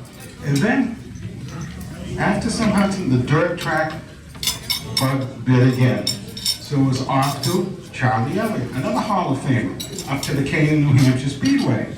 So Lou goes to see Charlie Elliott, the promoter, who he knew from Star and Hudson and Lee, etc. And Charlie was famous for his no-rule book. At best, Charlie would have a rule page. So Lou says to Charlie, what are the rules here, Charlie? He says, well, Lou, the driver must be behind the motor. The second rule is no drunk driving, with certain exceptions from those from northern New Hampshire. They just can't seem to do it sober. Lou had lots of success at Canaan, and he's never announced his retirement. To this day, he's still associated with racing people. He helped sponsor Dan Duval, won the 2015 Sprint Car in the New England Championship, and also was a mentor of Blake Shepard, who still runs the number 181.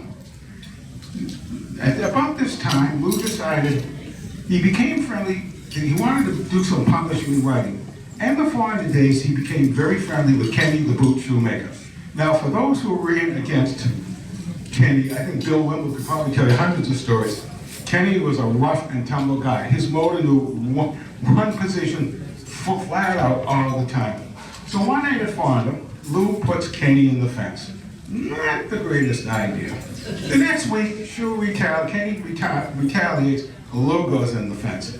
Our late friend Andy Fusco, who was very involved in dirt, writing, etc., was going to University of New York Law School in Albany and was living with the Shoemakers. So Andy decided to intercede. He said, look, Kenny, this is ridiculous. You're my friend. He said, you just wrecking cars. Why don't you guys talk it out? So the third week, they go off in the car with Fawn, they straightened up. They became very, very good friends. As time went on, Kenny got older, Kenny got sick. Lou would visit him and sit down with a tape recorder and take all kinds of notes. Well, the first book published by Coastal 181 was They Call Me the Shoe, and it was about the biography of Kenny Shoemaker. Kenny then, his health deteriorated, Kenny passed away. Kenny's widow Barbara and family asked Lou if he would give the eulogy at the funeral. So Lou gives a eulogy, and afterwards he goes by the casket to pay his last respects. And there's Kenny holding a copy of They Call Me the Shoe in the casket. So this really piques Lou's interest. He said, Barbara, what's the story with Kenny in the casket holding the book? She said, well, Lou, when Kenny knew he was going to meet St. Peter, he wanted St. Peter to know that he was very fast, so he was bringing a copy of the book with him. This kind of summarizes Lou.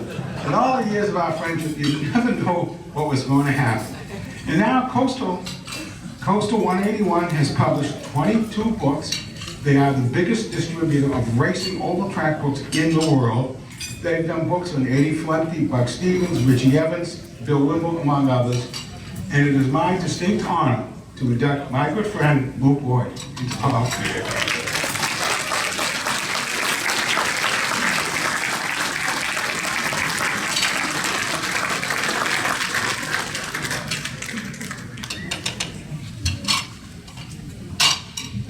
So, thanks, Bruce. Those were a lot of miles down the road. You know, I was thinking, I think probably Bones and I have given a talk, an induction talk on each of the near events since the beginning. But I'll tell you, it's one thing to be up here talking about Bugsy Stevens or Bill Wimble or Sam Posey. And it's another thing to be talking about yourself. And that kind of makes me scratch in the wrong place. But here goes a couple of quick stories, and I guess Bruce is right. It hasn't been exactly normal.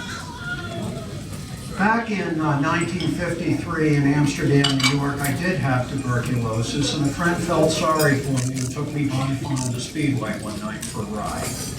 Oh my God, what a favor he did.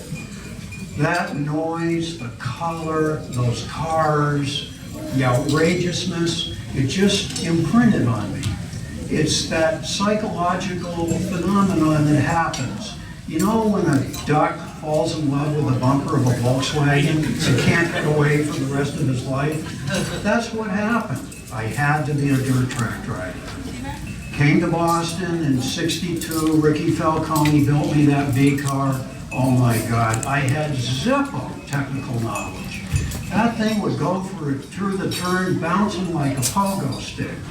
So I thought, well, we'll fix that. We'll put grease fittings in those shock absorbers and slow them down. Well, that worked like a champ for one lap, and then the right front shock absorber split, real grease all over the right front tire, wham, right into the fence. Thought, wow, how am I going to get on top of this? These huge fields are huge. I thought all I could do is drive harder than everyone else. And I was willing to do that and flip the first 3 nights in a row. But oh my goodness, those race car people. Bruce mentioned Red Beso. What a piece of work he was. I drove for him. We won quite a bit of races, but it was a little hard on the ego. Every night, he'd strap me in before the feature, turn around, and throw up. Oh my God. But then in 1972, Bruce and Dick Bergen and I decided we wanted to go to big block dirt track racing. And that little adventure was fueled by the Spring Sizzler. And oh my God, that show, it turned out to be just as dramatic as all of us hoped it would be. But there was one moment that I remember more than anything else that day. And that was right at the start. There was a test of serious testosterone between the starter, Earl Grant, and the pole sitter, Eddie Flinty. Eddie Flinty comes out of that 4th turn and jumps the start, and Earl wasn't having any. He threw the flags down, turned away, and walked away from the field right on the flag stand. It was a thing of beauty. 2 really great men right at the top of their game. That was the era of 500-inch, cubic-inch big blocks on the dirt, and we went everywhere. But I just coveted that Fonda win. And one night I came oh so close. I was racing against Gary Blue right on the end, and I really thought we could get it. And then all of a sudden, out comes the black flag. Bummed out, I pull into the pits. That wasn't the beginning of being bummed out. That's when I found out that the black flag was for Renee Charland. Oh, that was an awful long trip home. But you know, not necessarily as long as another trip home from Fonda and a Schaefer race. I went out there alone, as I often did, to drive for the Burning Liquor Store Modified. And I'm told I really flipped big time and went for an ambulance ride. But I don't remember anything, starting with the feature. I don't remember the crash. I certainly don't remember coming home. But as Bruce said, we did make wonderful friendships out there, and that was the beginning for Carrie, my wife, and me of this Coastal 181 book business that has given us just so much joy over the years. But back in the early 80s, it was back to New England. We were involved in a solar energy business in the time, and so it was back to the pavement. And those Mesra boys really did have Hudson cooking back then. We racked up quite a few wins. We had some outrageous cars. We renumbered No Sense, and we renumbered Me Too, and I became Finch Fenton. You just had to love that racing at Hudson. My God. One of the things that was really cool, there was a restart one day, and the guy in the second place car jumps out of the car and races up to the starter and says, "My God, that idiot in the lead car is mirror driving me, and mirrors aren't allowed here. What are you going to do about it?" The starter didn't say a word, nary a word. Just walked down to the infield, picked up a rock, came up to the lead car, smashed the mirror, went back up on the starter stand and restarted the race.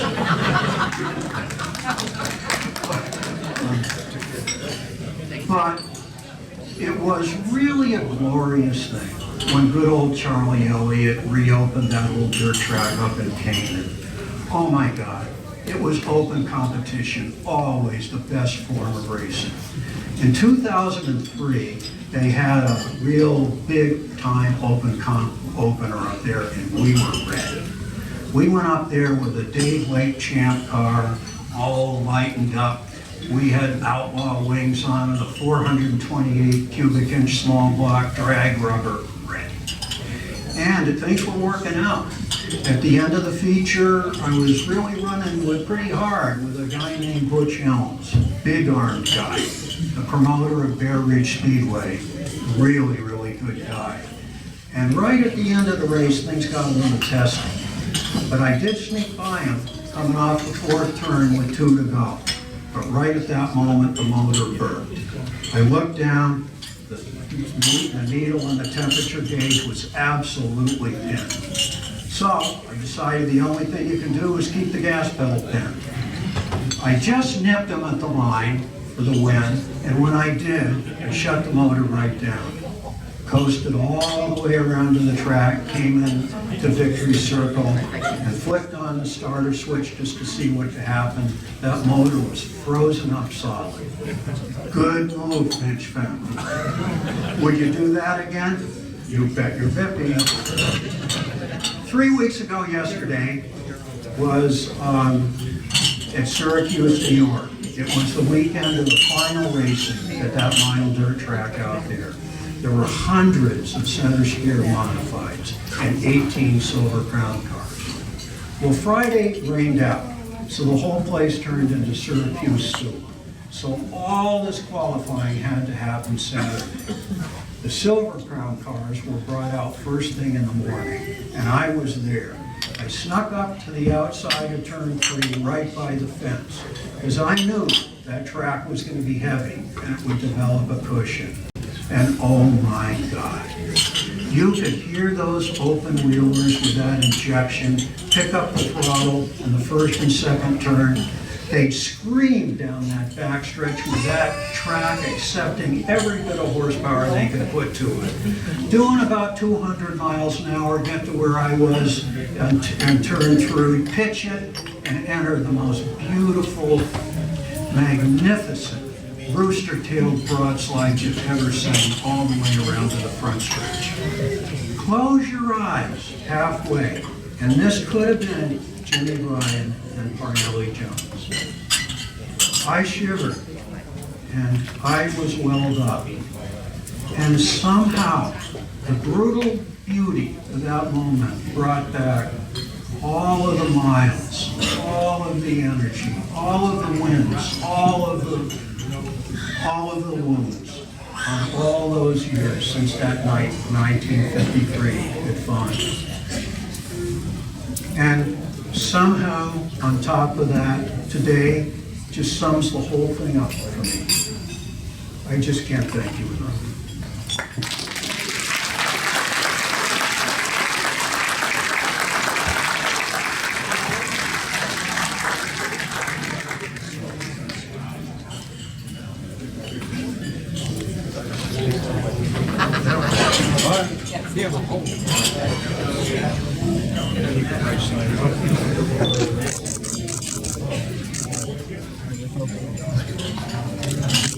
Steve, same number.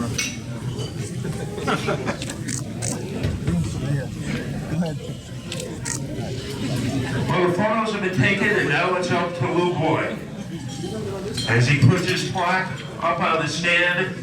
And Lou Boyd is the newest member of the New England Racing Hall of Fame. Lou has published 22 books. I have an idea, it just came to me, for book number 23, The Lou Boyd Story. Maybe the title could be Nolan Boyd. As, just think, it's about guy flipping cars, winning turkeys, winning with blown motors, winning with frozen motors, and having one of his books buried in someone's casket. And that is why he's not only one of the best-selling publishers in New England, he's also been on the bestseller list for 20 years on Cloud 9. Lou Boyd. Making our next presentation, if you look at page 8 of the program, you might not recognize who you see there in the spot that belongs to Pete Falcone. But it doesn't matter if you recognize his face, because everybody recognizes his voice. He's announced all over New England. New Hampshire Speedway, he is a voice of that track. He is a voice of the NEMA Midgets, and he is announced all over New England, and we are happy to have him with us today. One of the smoothest voices in racing, Pete Falcone.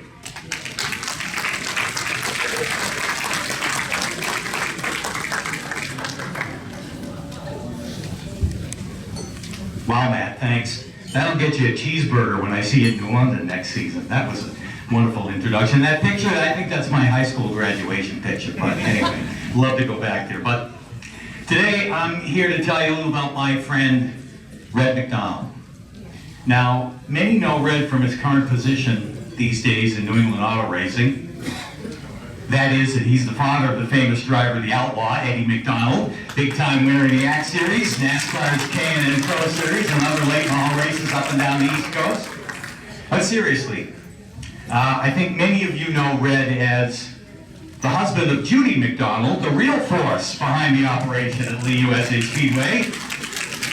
Believe me, if there's any money been made at Lee, it's thanks to Judy, because easygoing Red would let everybody in for free, I think, at the track. But seriously, Red McDonald's legacy in New England auto racing goes back well before their proprietorship of the country's finest, or one of the country's finest short tracks. Red was a pioneer of the racing scene around the North Shore, Massachusetts, and Seacoast, New Hampshire. His career had a humble beginning in his father's one-stall garage next to the house in Rowley. He built a lot of his early cars, and in a time when drivers jumped from ride to ride for a chance to race as often as possible, he attracted some of the best to his cars, like Dick Noel, Harry Harriman, and Don McLaren. And it's true that Red was at that time a builder and an owner and left the driving to other people. Except for one time back in the 1960s, when he had a new race car and took the opportunity to test it at the Pine Speedway in Groveland, Mass. Red thought that he would take the maiden voyage himself. So he carefully eased the car around the track for 3 or 4 laps, and then just as the green flag had dropped, he was on the throttle, flew down the front stretch past the starter's stand, and straight into the gravel banking in turn 1. Well, the car ended up on its side, brand new race car, scary quiet as his crew ran from the infield up to the car, fearing the worst. Looking inside, there was Red with the car on its side and him in the seat with his hand still on the steering wheel. They shouted, "Red, are you okay? You okay, Red?" And the voice from inside said, "Well, kick me in the ass." That was the end of Red's driving career.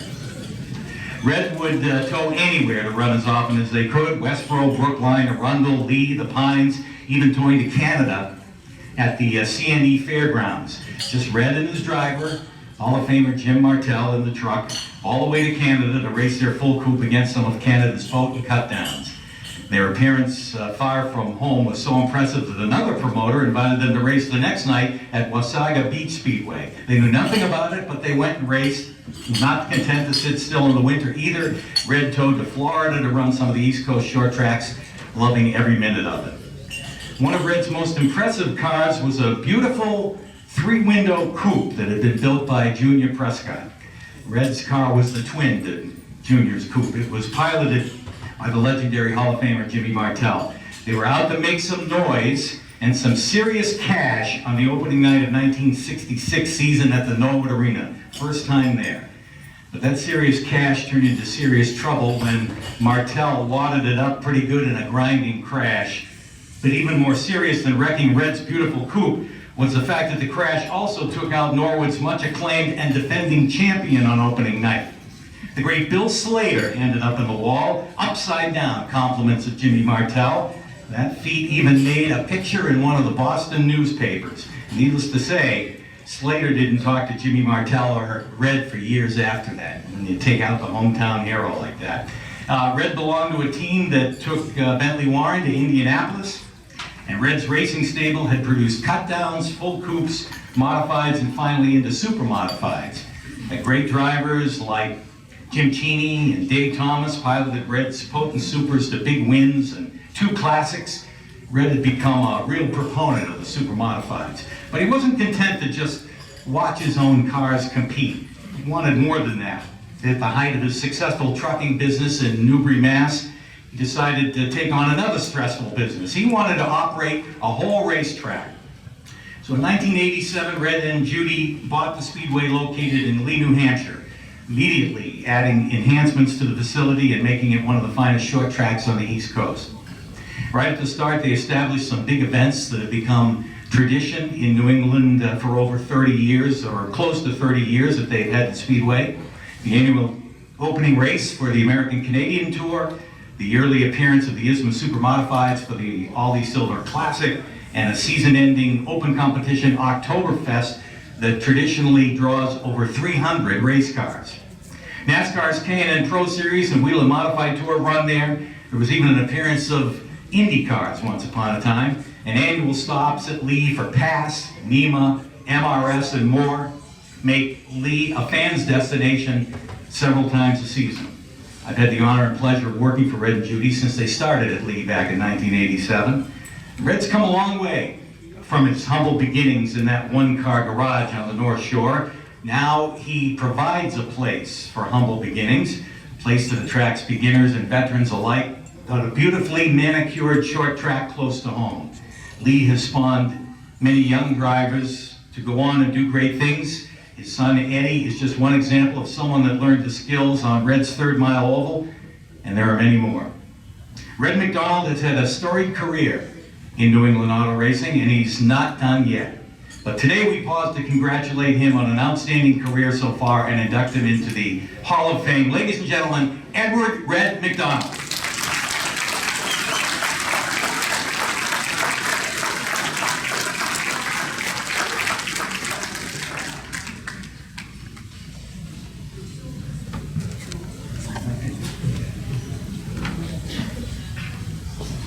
Thank you very much for this, and I'm extremely honored to be inducted into this NEA Hall of Fame.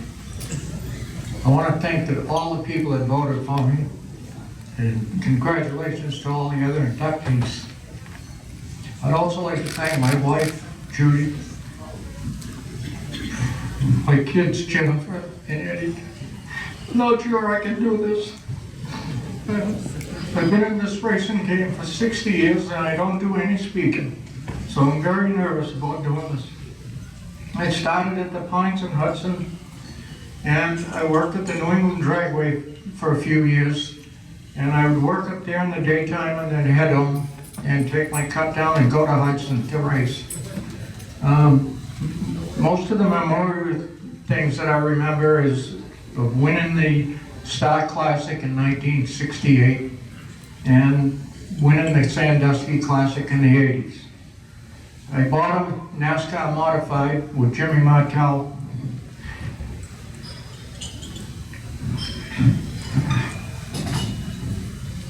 And we ran it at Norwood for a few years. I was also a charter member of NASMA in June of 26, 1965, and I've owned super modifieds most of the time. In the 70s, I invested with Bentley Warren and went IndyCar racing all over the country for about 3 years. In 1975, we bought another modified and raced at Oswego, to Thompson and Starr. And then we went to Florida many times with NASMA and raced on the dirt in Volusia, where we finished third one time against the World of All Bus. In the 80s, we won the Sandusky Classic. I bought the racetrack in 1986, and next year will be our 30th year.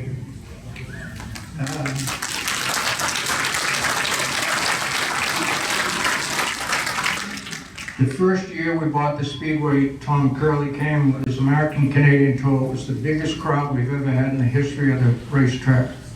And I'm thankful for him to come in and helping me.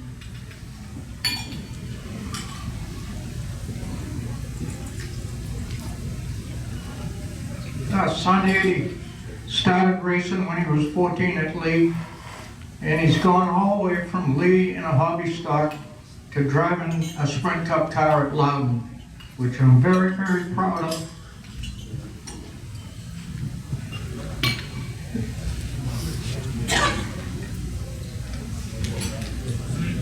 One of my biggest moments was to have Jeff Gordon drive one of my cars, and for him to come and congratulate Eddie on driving a Sprint Cup car.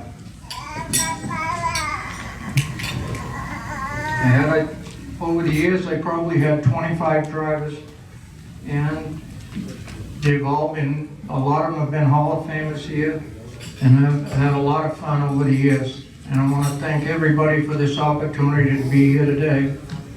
And in closing, as Russ Conway would always say, tell all your friends about Lee USA Speedway.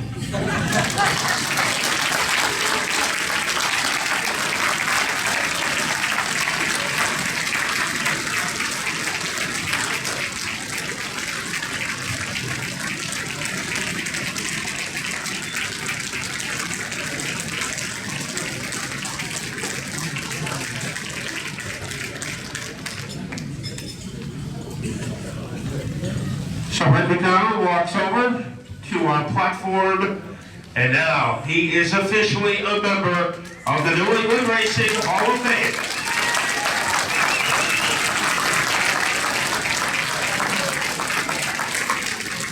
And earlier this year, after one of the races at the Waterford Speed Bowl, I was talking to one of the competitors there, and he said he raced at the Lee Oktoberfest. And he said the one thing that he remembered, he doesn't remember too much about the race, but he remembered when he got there, the owner of the track came over and welcomed him to his track. And he said out of all the places that he has raced at, no one ever did that to him before. So it's not about the trophies, it's about the memories. And that driver has a pleasant memory of Lee because of one man, Red McDonald. He took time out of his busy schedule to welcome him to his track. Talk about history. When the Near Hall of Fame held its first banquet, this man was the host. Since then, he has appeared on some of the most watched telecasts in sports history. The Indy 500, the College Football Championship game. But to him, it all started when he was selling ice cream at Playville Stadium. That's where he caught the racing bug. And since then, millions of Americans caught the racing bug from him, Jack DeRoot.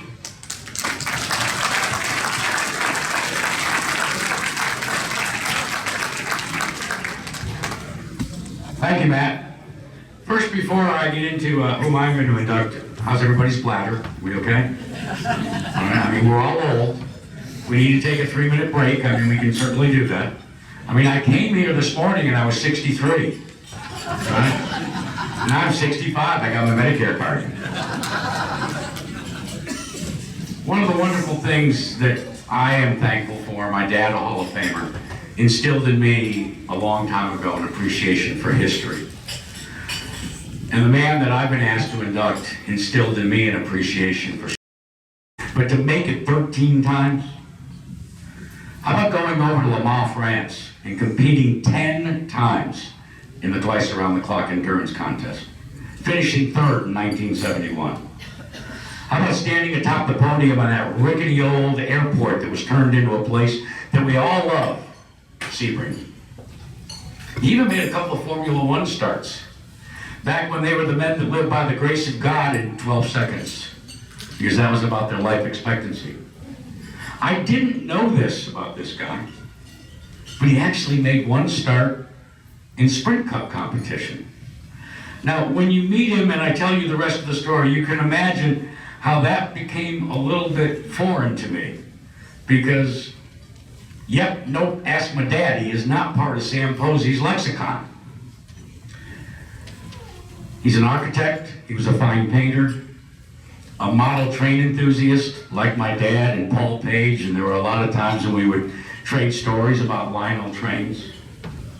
He was an Emmy Award winning analyst for the unlikeliest of events. Who'd have thought that he would win it for his coverage of ABC's Tour de France? But probably he's best known for what he did in the broadcast booth. At the heyday of the Indianapolis Motor Speedway and the Indy 500, he painted word pictures that helped us all begin to understand what it was like out there. He also was the co-host of what I euphemistically used to call the Bobby and Sam Show. Sam, I wanted to let you know Bobby Unser couldn't be here today, but he wanted to remind you, as he congratulated you, that Sam, you're still wrong. You're still dead wrong. I've never been around two guys that had more animated conversations. Bobby Unser would sit there and say, it's like a giant flywheel. You have to wind it up. Meanwhile, Sam would paint the word picture that was a little bit more understanding to those of us that didn't find ourselves with our minds polluted by methanol and living in Albuquerque, New Mexico. But I want to take a moment because the other side that you don't know about Sam wasn't really good with technical things. We came up with this brilliant idea. You know the telestrator that's used on football, and now it's commonplace in NASCAR, right? When they circled Matt Kenseth punting. You know, Joey Logano, I didn't know Joey thought he was going to a Greek wedding. I don't know, but we know that. Well, Sam Posey was the first man to ever utilize a telestrator in a motorsports event. Let me take you back to Atlanta, Georgia, one fall weekend, with Jim Lampley in the booth doing the play-by-play, and we have this telestrator, and Sam, while he wasn't technically oriented, he was a detail-oriented person. He had practiced and practiced and practiced, just waiting for the opportunity to use this telestrator and foist it upon all of us motorsports fans.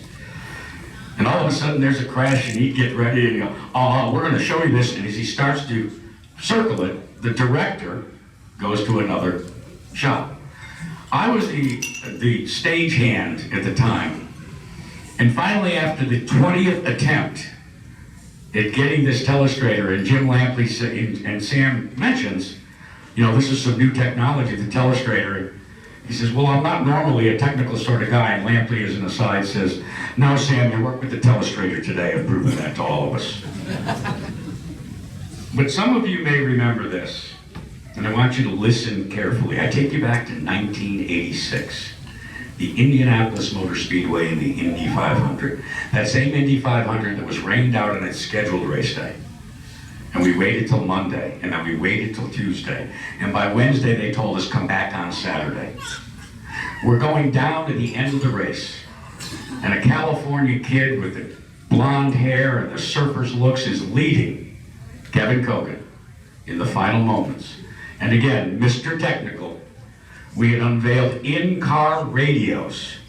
And it's the opportunity that Sam waited for, to talk before the restart to the leader, Kevin Kogan, of the Indy 500. Kevin, this is Sam Posey. Your thoughts now with just 3 laps to go. I'm kind of busy right now, Sam. I'll talk to you afterwards.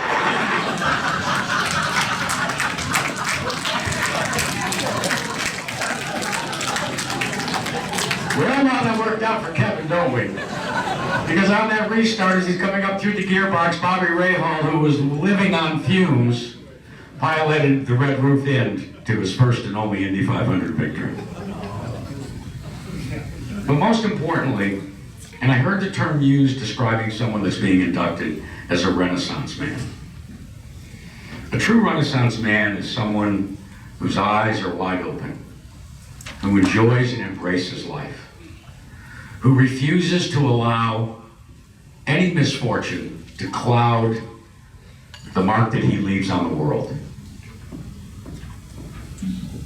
I have been very, very humbled and fortunate to induct a lot of friends and people into this hall, but none are more meaningful to me or more inspiring than my friend Sam Posey, who I was blessed to spend so many great years as part of the ABC team.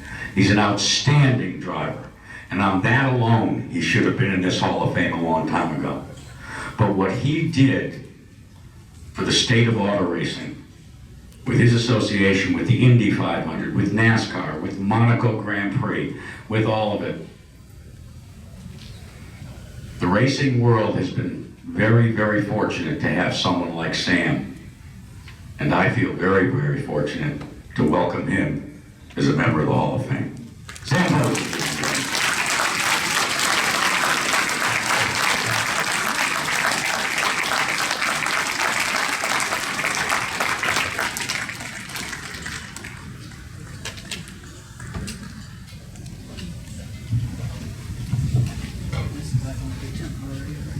Yeah, that's wonderful. Yeah. You going to hold that? Okay. Got my hand? Yeah. There you go. Whoa, we got it. Ugly, I'm afraid.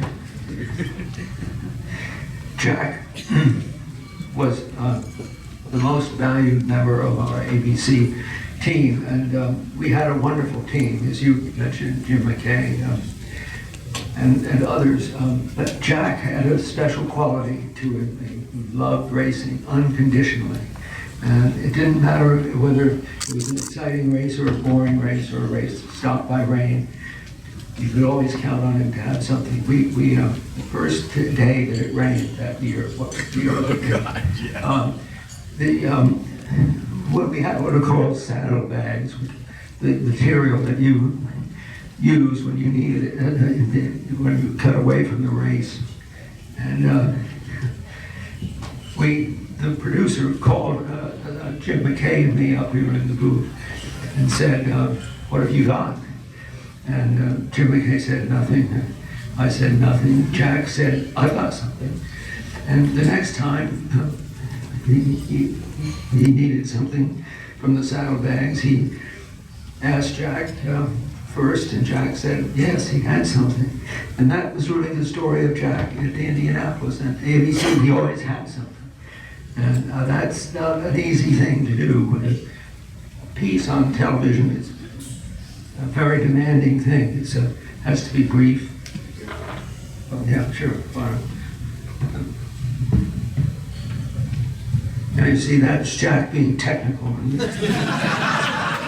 help. Thank you very much. As you can see, I'm not in very good shape, but I'm getting better. The new drugs are coming on the market.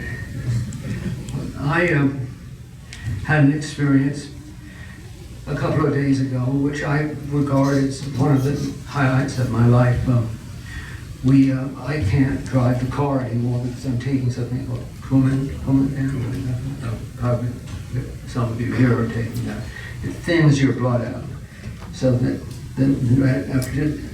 the point being that I can't drive the car because if I wreck it, it's an internal damage could cause bleeding, and who wants that?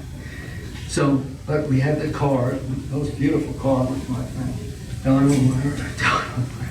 Don Bressauer, created out of a Formula Ford, which has about 105 horsepower. Our Formula Ford has 185 horsepower, and it's a bullet. And so we basically signed up a local driver, a guy who we bought the car from in the first place, and arranged for the track to be empty from 5:30 to 6. And our guy went out on the road all by himself, and we could hear the shifting every shift. We knew where he was on the track and how fast he was going. Then it occurred to me then, we had the ingredients for what racing is all about. We had a brave driver, a great car, and an empty track. And that is something that was so beautiful. And I wish I could have shared it with more people. Jack, you'd have loved it. And so that's it. And I thank you for inducting me here in the Hall of Fame. It's a wonderful thing. And I think I have a little feeling for what you guys are up to, because Jack made Stafford Speedway with that available for me for one memorable day where I tried all of the different classes of cars. And I learned then and there that this wasn't going to be for me. Way too difficult and way too technical. So it would have played to my weaknesses, which are many. But Jack, thank you so much. And thank you all so much for putting up with me. Here I am.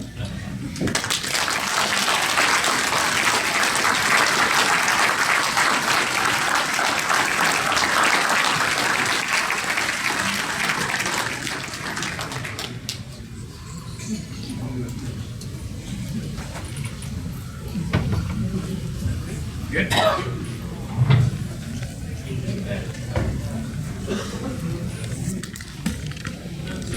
Wow, look at the hair. Holy cow.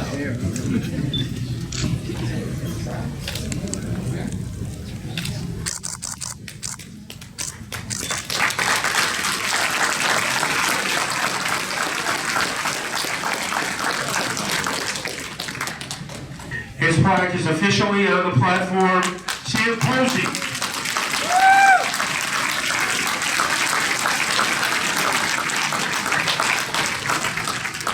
And Jack and Sam were talking about the live telecast of the Indy 500. Long before that, it was televised on tape delay. So that means you probably already knew who won before you watched it. And you watched it because of great announcers like Cemony. As one of his first races, it was Mark Donahue who was leading, and Keith Jackson was in the booth with him, and he says, Sam, what do you think is on Mark Donahue's mind right now? And he said, Keith, his mind is on the racetrack. And thanks to Sam, our minds have been on the racetrack for a long time. Our next presenter, probably one of the best journalists who has ever written. He's written some books by guys we know on a first-name basis. Bugsy, Richie, Eddie, and he keeps on turning out great masterpieces for him, and also starting at Plainville Stadium, Mark Bones Boussier.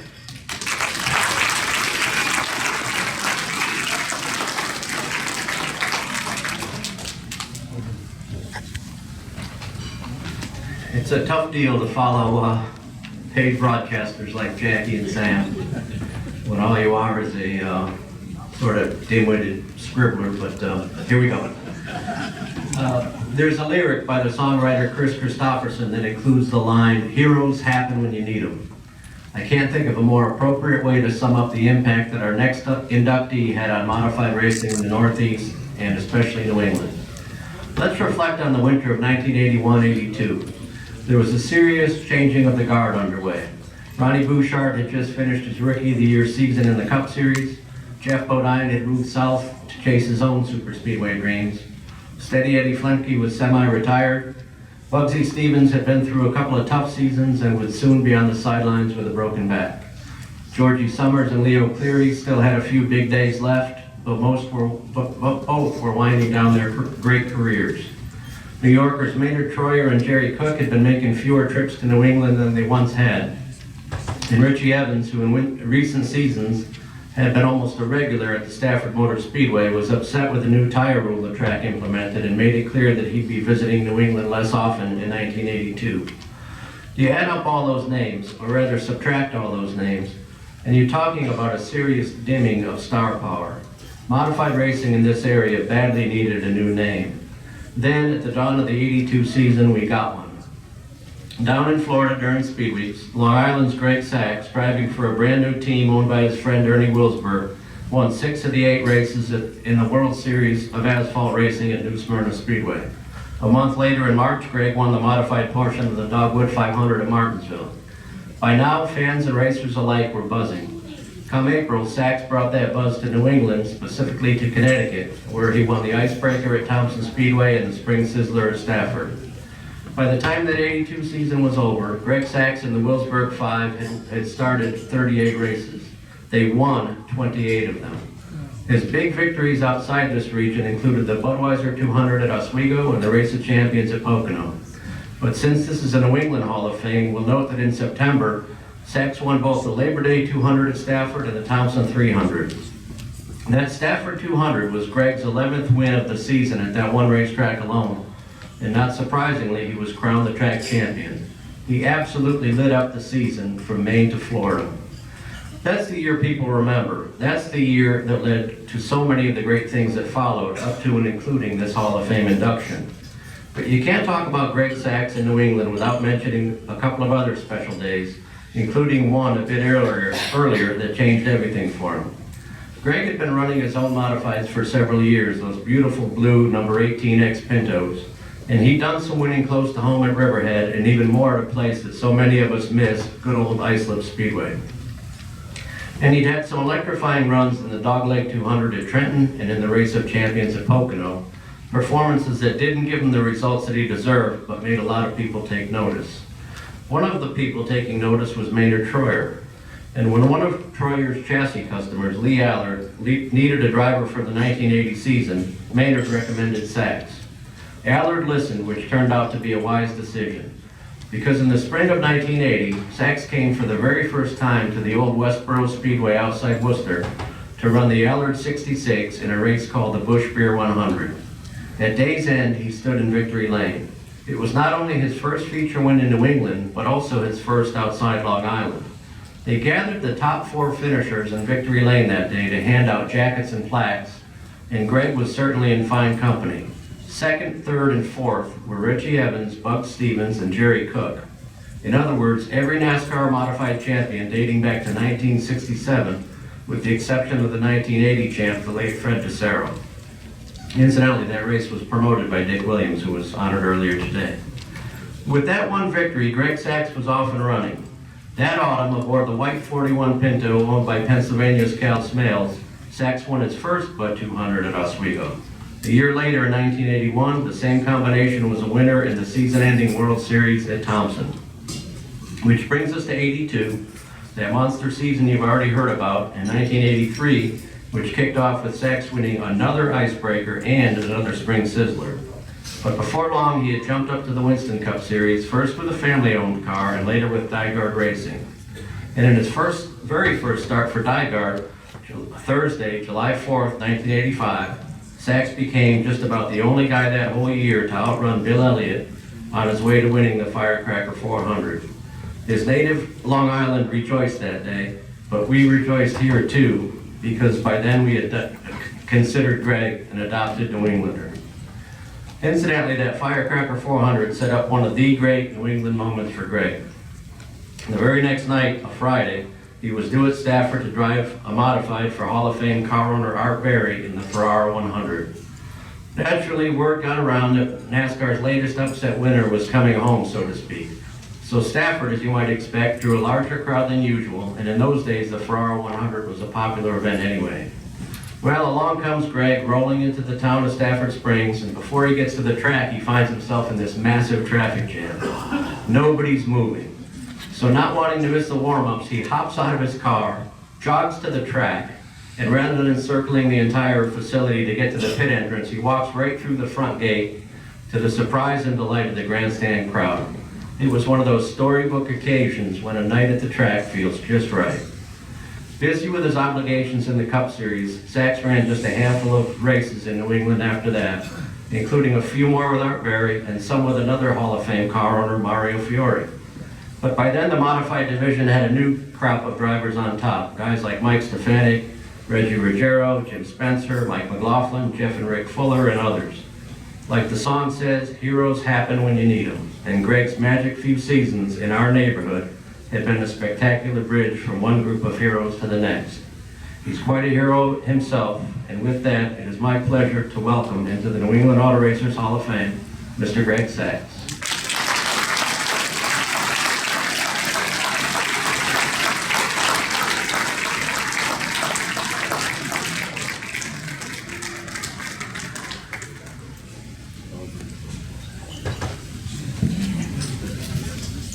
What a special night.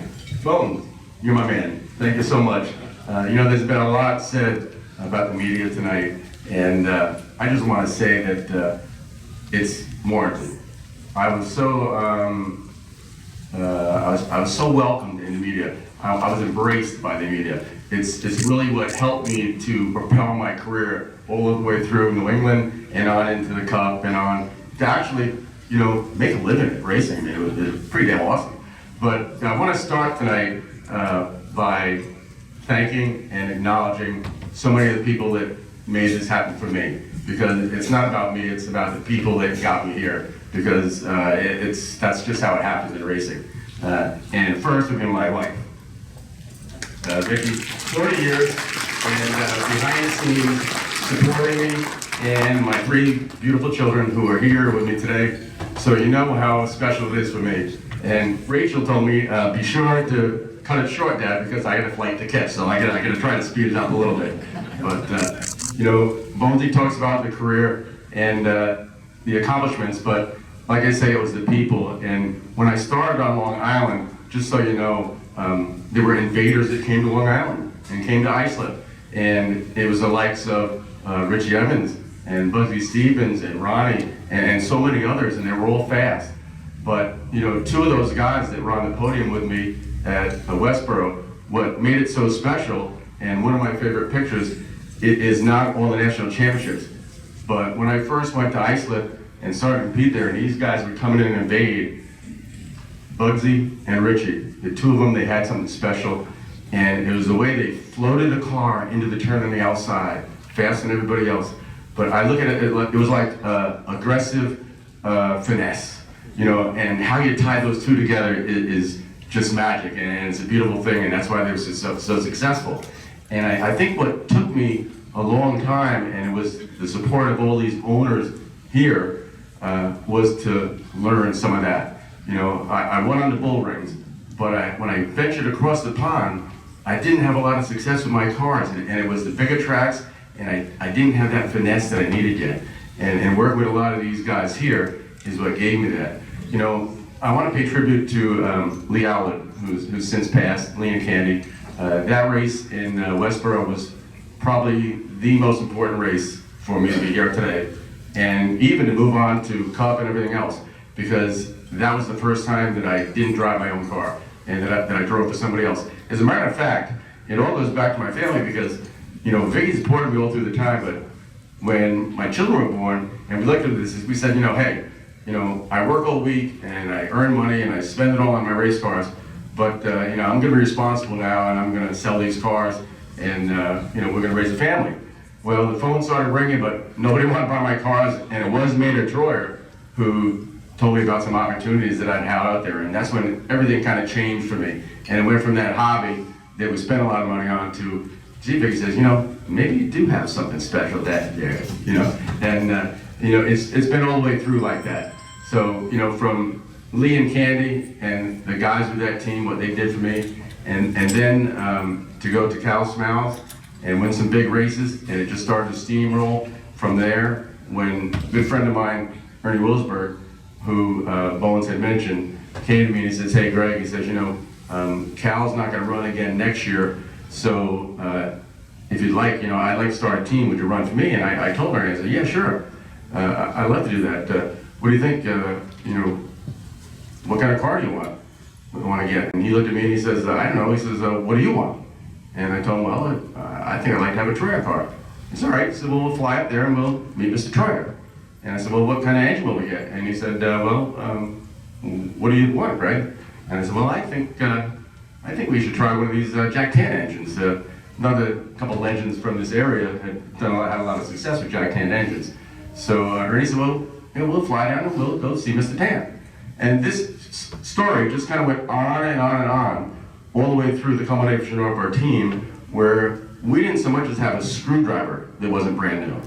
Now you talk about an opportunity for a race car driver that had kind of been on his own, made his own stuff, and always felt like he was just a step behind the top echelon of cars. And you always had to overdrive a little bit, which didn't always produce the best results, you know, but it was spectacular, as my friend Mario would say at one time. But that was a real big change for me, and Ernie gave me that opportunity, and I was so blessed to have that and compete with so many wins and get that championship. You know, and it was guys like in the championship at Stafford. They talked about they made a new rule because they blamed me for it. You couldn't change tires, but it wasn't my fault. You know, we changed tires and won the race, but it wasn't me. It was Mario's fault. It was Reggie's fault.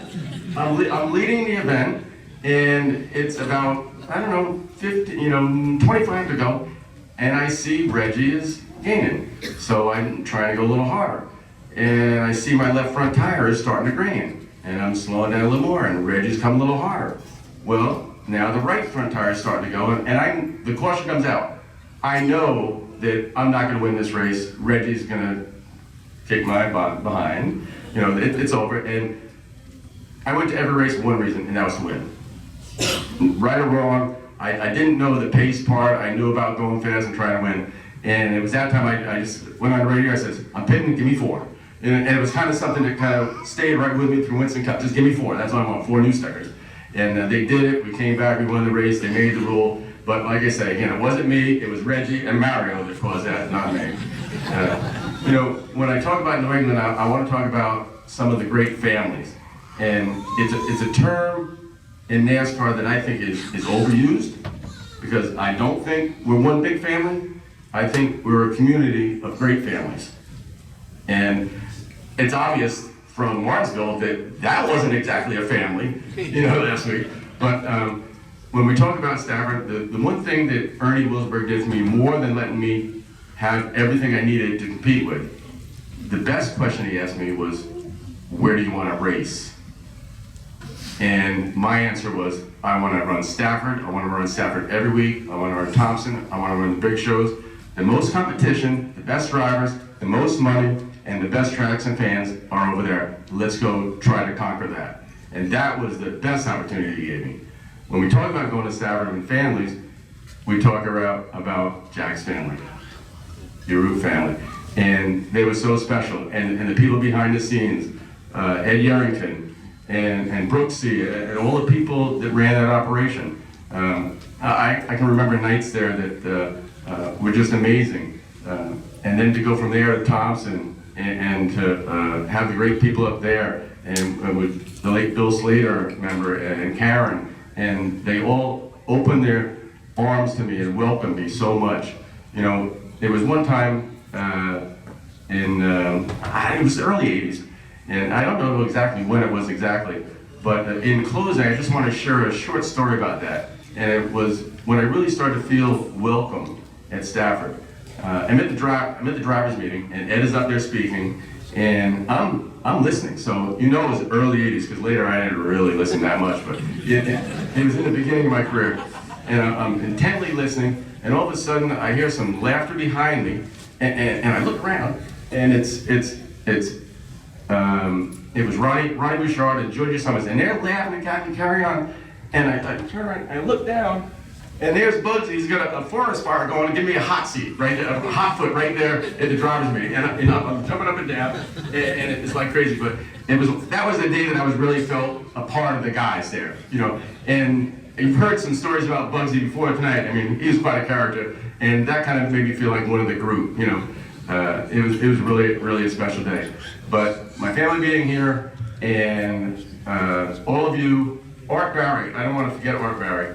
Art Barry did some great things with me, and he gave me my last win. It wasn't here in New England, but it was at Riverhead. It was the last time I raced Riverhead, and he gave it to me. And let's see, Danny was third, right? So along with my family, I have my extended family, Dan Giovanelli and Andrea Giovanelli, with me here today. So that was pretty cool. And to have him finish third in that event was pretty cool too. So Art, thank you so much. It was great times being with you. And that's about it, guys. I'm so humbled and honored to be here. And it wouldn't have happened if it weren't for all the people here, all the history. I couldn't have done it myself. Thank you so much.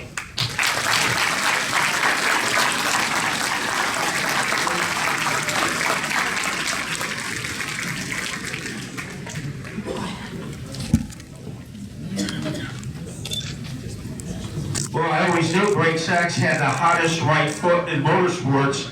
Now we know how he got it. It was Bugsy's fault. So here goes Greg Sachs, and he is ready to become the latest inductee into the New England Racing Hall of Fame. Greg Sachs.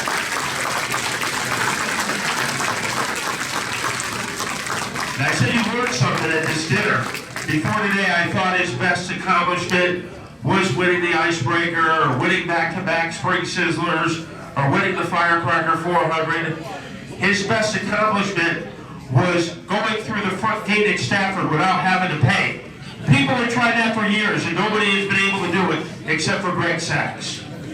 I guess you have to win at Daytona in order to do it. So our next presenter, I would like to tell you a lot about him, but I don't have to because he already did.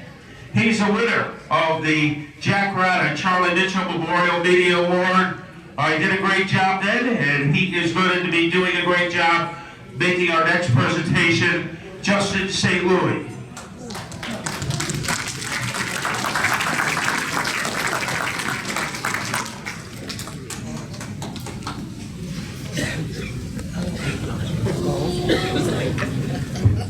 Good old Squire leaving me on the spot like he always does. In 2002, I was racing a street stock at Airborne, and there was a pit meeting, and Ken announced that if anybody could sing the national anthem, they forgot the tape and they needed it. And it ended up being me, of course, that he did that to. In my driver's suit, sang the national anthem. Well, I'm covering for him again today. I guess he didn't show up, but I am thrilled to be inducting a great driver, a great man, Joey LeCaire. I don't have anything prepared, so this is all off the cuff. Most of the things I say will be true. Joey told me some years ago that without his father's permission, he started racing at the age of 18 at Lebanon Valley Speedway in New York. That was 1961. He hasn't stopped yet. That is pretty impressive. Along the way, and these are just things that I could think of off the top of my head, the 1968 Labor Day Classic, he was the car owner for Larry Granger, who, that's a name that may not be very familiar in this room, but up where we're from, that's legendary status right there. The next year, he won the Note Bowl with New England Auto Racers Hall of Famer Johnny Gamble at the controls. Joey was driving the whole time at various racetracks, but eventually he made his own mark, won 6 mini stock titles in 7 years at Thunder Road, added another championship as the King of the Road in 1982, and he was very instrumental in rebuilding Thunder Road after all of the troubles with Calaveras and all that stuff. He won the very first Flying Tiger race in 1982, a field of 14 cars. He ended up winning 4 more races that year and was the inaugural King of the Road in the Flying Tigers that season. His mark of 7 track championships at Thunder Road is an all-time record, as is 45 feature wins overall. He also has 30-something wins up at Catamount Stadium, 2 championships up there as well. He's won at Saint Air Super Speedway on the Mile up in Quebec, White Mountain Motorsports Park, Oxford Plains Speedway, Riverside Speedway. He's now the owner of what was Riverside Speedway over at Speedway 51. And like I said earlier, 48 cars in the pits just 2 weeks ago in northern New Hampshire. That's something to smile about as a first-year promoter. But it goes beyond him. There's a huge legacy in the LeCaire family. His son Jeff was the 1989 Rookie of the Year at Thunder Road as a driver and has since won 4 or 5 championships as a crew chief. His late son Joey Jr. was the 1990 King of the Road, and I'm telling you, he was the best stock car racer that ever turned a wheel up at the high banks up there. His son Jay was the 2000 ACT Rookie of the Year, and his son Jamie's been involved in the sport as well. He's been a car owner for Tracy Belrose, Jean Paul Sear, Bradley Babb, who won 2 ACT races this year. And like I said, he's the savior up in Groveton, New Hampshire. Speedway 51 was doomed forever. And he has built that place into something that was a total toilet. It really was. It was. There wasn't much beautiful about the Groveton International Super Speedway, but he has turned that place not only into a showpiece for Northern New England, but it's also a shrine to his late grandson, little Joey. Speedway 51 is a place you all need to visit, and there's not much more to be said about Joey LaCare other than the fact that he is willing to bend over backwards for anybody and everybody. He gets nothing out of it, especially not money. I know that. He has poured his entire life savings into this place in the last 12 months, and we all owe him a debt of gratitude for that. But like I said, he's been the most fun to watch on the track because you don't know if he's going to get win, if he's going to end up in victory lane or thrown out. And in fact, I think the only time Tom Curley's ever been thrown out was he got in a fist fight with Joey LaCare. Is that right? I believe that's true, right? Close. Close. Well, like Kenley says, in his stead, never let the truth get in the way of a good story. So, without further ado, Joey LaCare.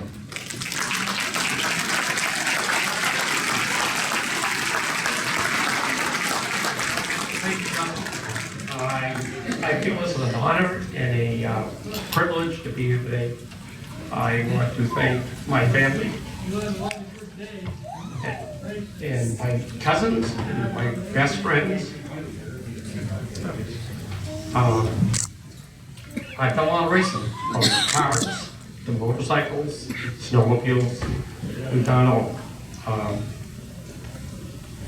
Started in 1959 with snowmobile racing. We went through Vermont, Quebec, Minnesota, Michigan, anywhere where there was a snow belt where we could race. I raced for Arctic Cat, I raced for Bombardier. Not only over track racing, but we did in the summer grass drags, snowmobile drags. I started in 1959 with oval track racing and drag racing in Milton, along with Catamount Stadium. We raced in Epping, Connecticut Dragway. We raced all over the place. We really enjoyed it. It was something I loved and still love. Not much of a speech maker here, but thank you everybody. Appreciate it.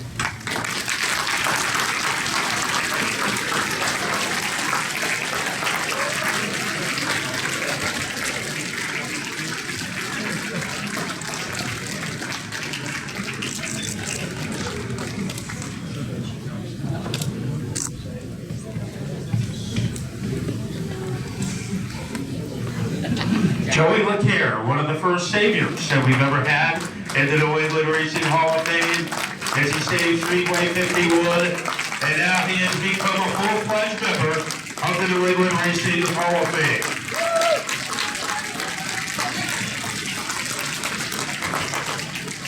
Our next presenter, he also has one of the most distinguished voices of New England. He has been racing, announcing for a long time. He is well known in New Hampshire, and thanks to his role as voice of the Valente Modified Racing Series, he is known all over the state. He was also a pioneer. A lot of people bought subscriptions to Sports Channel because he had an auto racing show that was on every week, and it had high ratings, and he had high recognition, and he's going to get more recognition right now. John Spence.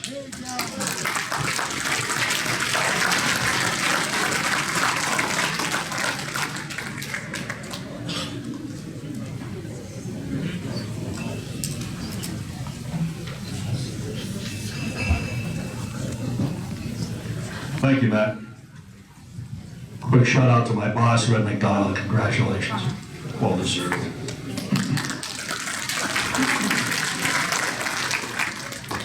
First of all, I appreciate the opportunity to be here today. I did this a few years ago when I presented the traveling man, Pete Fiandaca. That was a special day for him and for me. Today is a special day for a special man, too.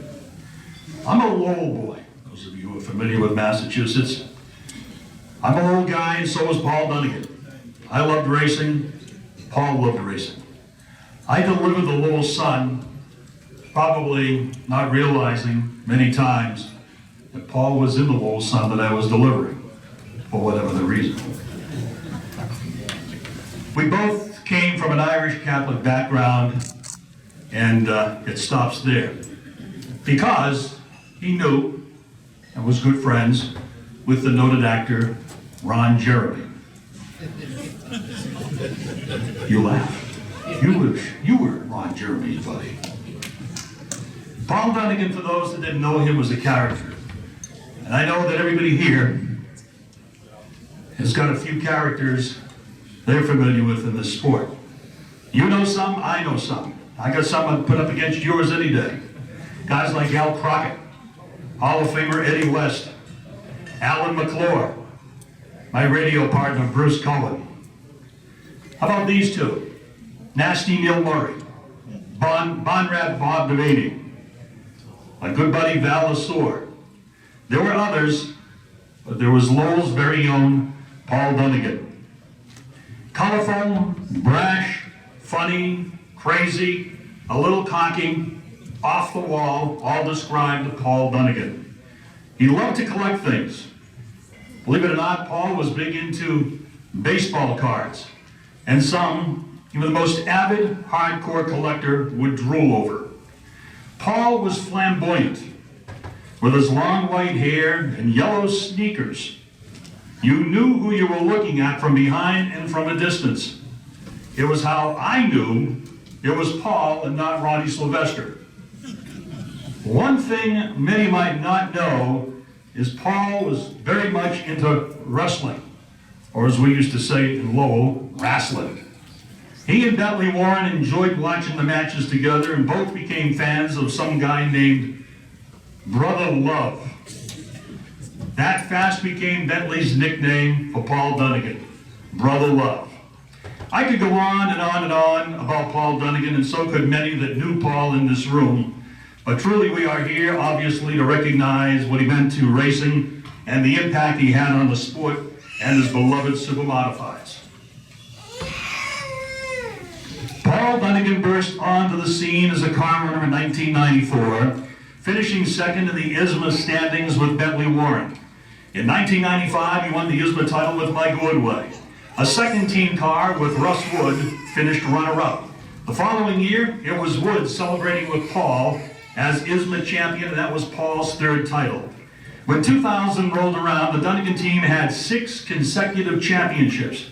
Woodway notched 2, Wood 3, Joe Gosick the 2000 title.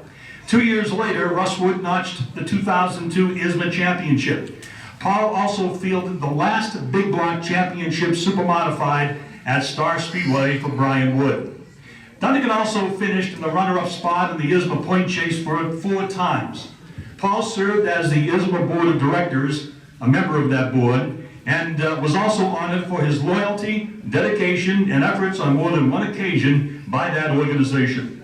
Over the years, he received the Jim Champagne Award, the Jim Sewell Dedication Award, and on several occasions, Dunnigan Racing was honored as Crew of the Year. Behind the scenes, Paul Dunnigan did much more for racing than anyone will ever know, helping ISMA, racetrack owners and promoters, and many others without fanfare. He was many things to many people: a father, a husband, a mentor, a car owner, a leader, a follower, an antique collector, sometimes misunderstood, but always possessing the best of intentions. A man of unique personality, he will never be replaced in the world of supermodified racing or in the hearts of the many who knew him as a friend. In closing, Paul left us April of 2004. You'll recall the mention of the bright yellow sneakers. Paul had 2 pairs. One was for race day, the other was for that day. Paul was laid to rest, wearing his bright yellow sneakers. He went out his way. He was a real character. Today, Paul joins another great racing Llewellyn, the legendary Johnny Thompson. It gives me great pleasure to present to the 2015 New England Racing Hall of Fame our buddy, Brother Love, Paul Dunnigan. And Paul Dunnigan Jr., Paul's boy, his son, could come on up for acceptance of the award and presentation.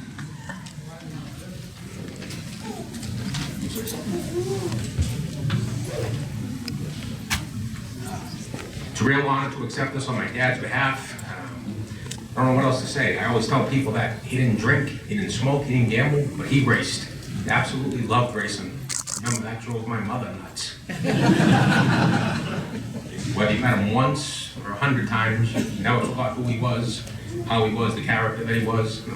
Sure, along the way, you probably busted all your balls somewhere in between. Thank you very much.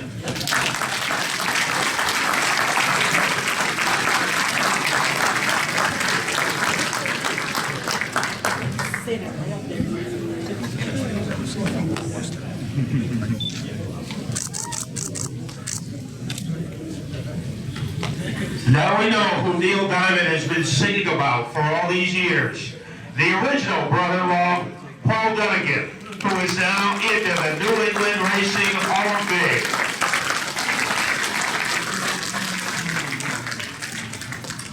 Our next presenter has been around racing for more than 40 years.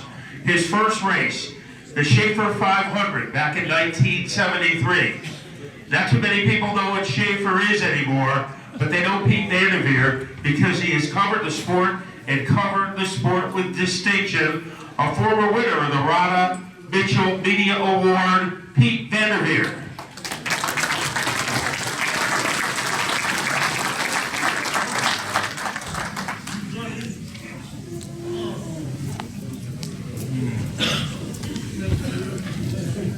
He kills me every year with that. 40 years, but you gotta remember I started when I was like 6 years old. Mom took me to the track and I typed out the stories.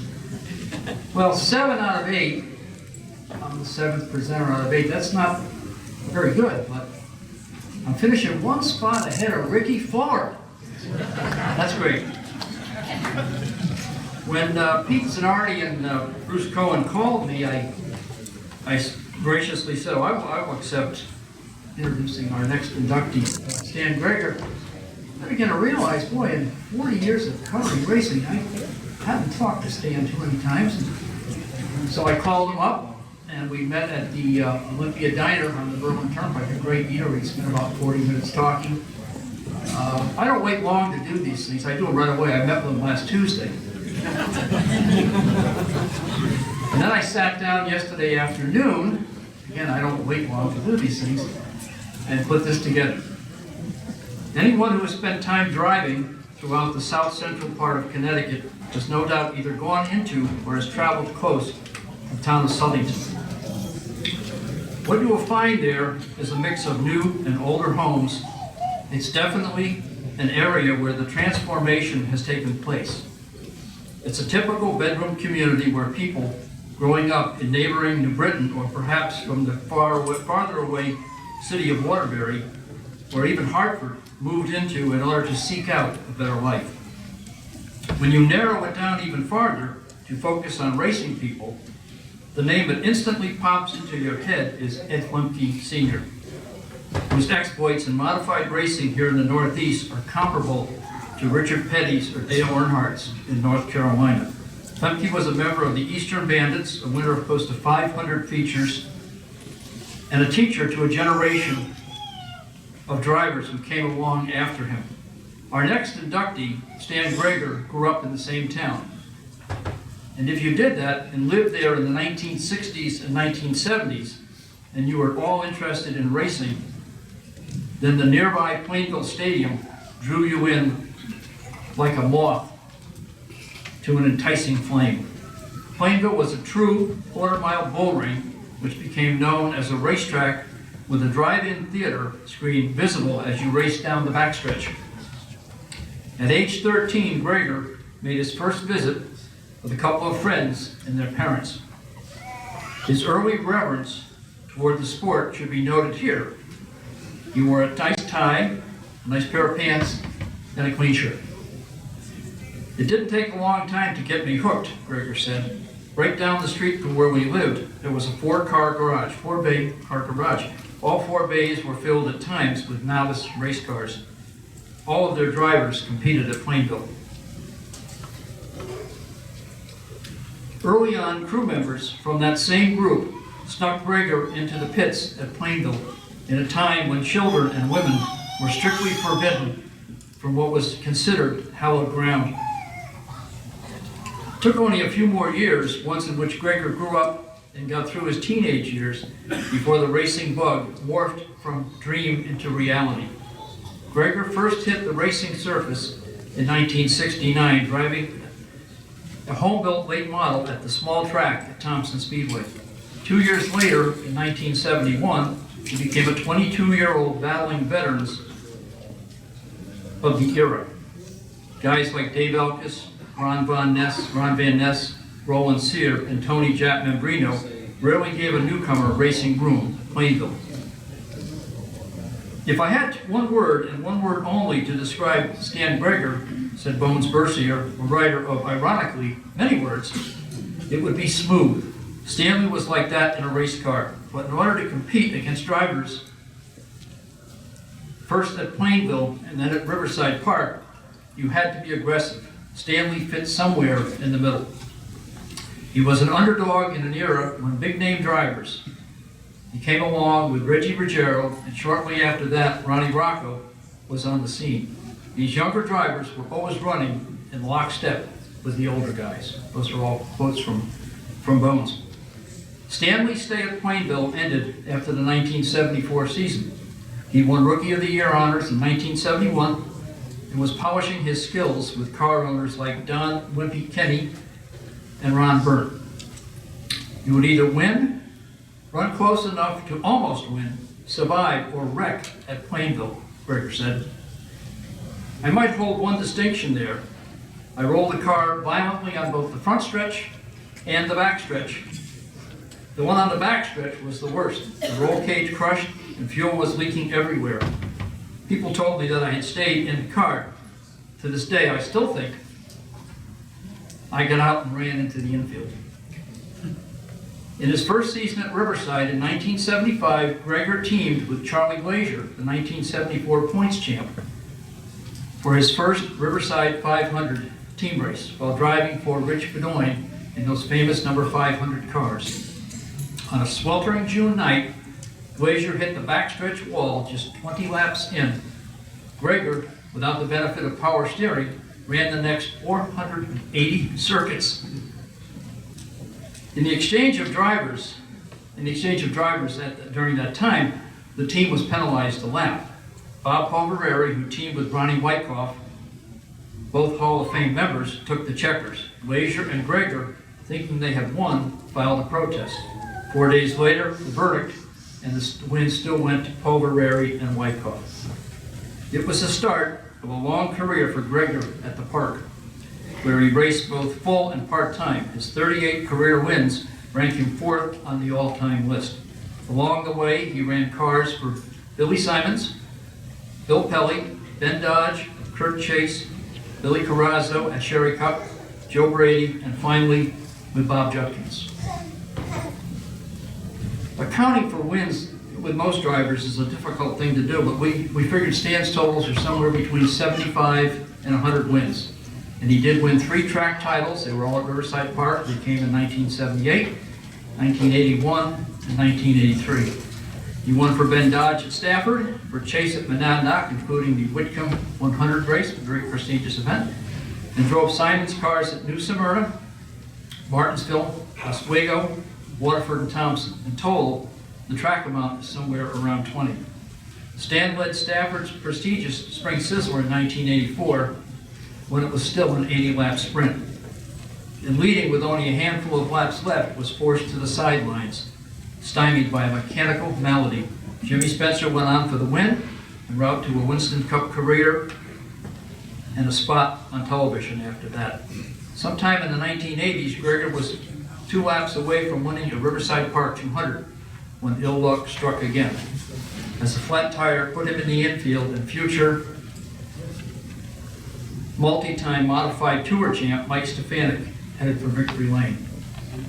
As for who was the toughest to race against and beat, Stanley will tell you that it was the Reg, John Reggie Ruggiero.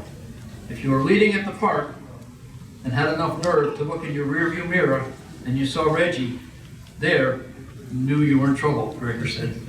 If you didn't see him, it was even worse. He was either on your left or your right, looking for a way to get by. Ruggiero was so skilled, such a good judge, that he knew the finite difference between a half-inch off your wheel or 1 or 2 inches into it. His favorite party guy, according to Stan, was Bobby Polverari, who's here today. He'd bring this big tub with him, fill it with water, fire it up, and drop in around 80 ears of corn. That meant the party was on. In the latter stages of his career, Gregor, like Flemke Sr. before him, enjoyed helping young drivers.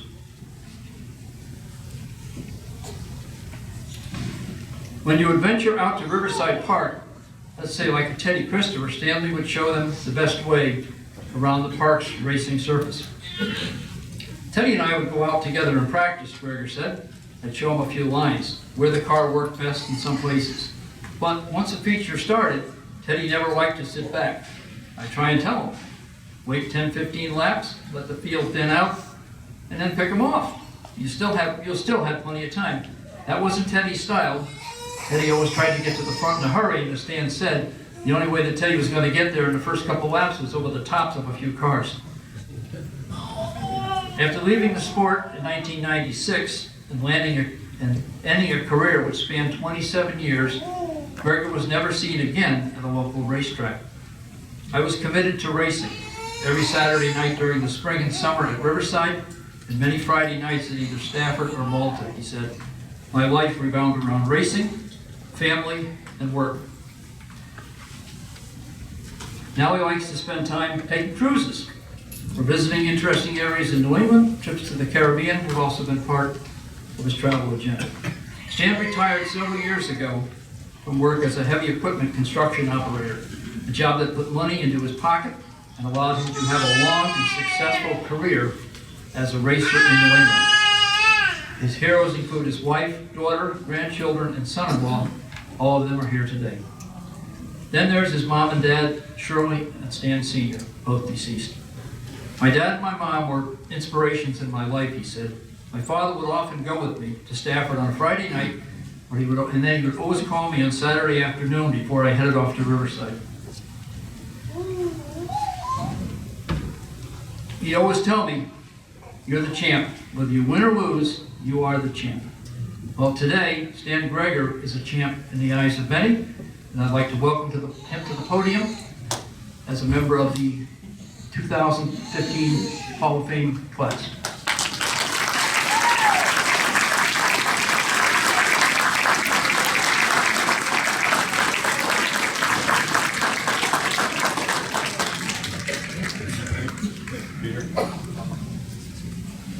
First of all, I'd like to thank everybody for coming. Really proud about this inductee and all the inductees that were today. This is my granddaughter, one of them, very young. We had a pretty good career, and Peter summed it up. I mean, it's so nice to see some of your old friends like Bonesy and the Danko brothers.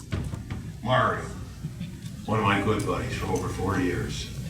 I mean, Bobby Polverari, what can you say about it? 5-time champion. I mean, just a classy guy. But my family is here. Part of them, my lovely wife Lynn of 4 years, my daughter Christina, my son-in-law Roger, and my 2 granddaughters. And there's another one on the way. I think she's about 8 months. I'm running out of fingers to count them. I think that's going to be number 9. So we're going to stop at 10 or maybe 1,000. If that's it, we're done. But I want to thank everybody. And there's a quick story I'd like to say. Mario remembers this. I think it was in the middle 70s. He can probably tell it better. Me, Mario, and my old partner, Don Kinney Wimpy. We decided to go to Martinsville, Virginia, go down and watch the races. And we left, I think it was on a Friday night, and I'm driving, I think it was in my Monte Carlo. We're blasting down through Pennsylvania, nobody on the highway till 3 o'clock in the morning. We got into Virginia, and the same, just nobody on the highway. Well, we come up to one black sedan car. The only one at 4 o'clock in the morning. Mario, he was riding shotgun, so I slowed down, going by this car, and I said, hey Mario, is that a cop? He looks over and he says, no.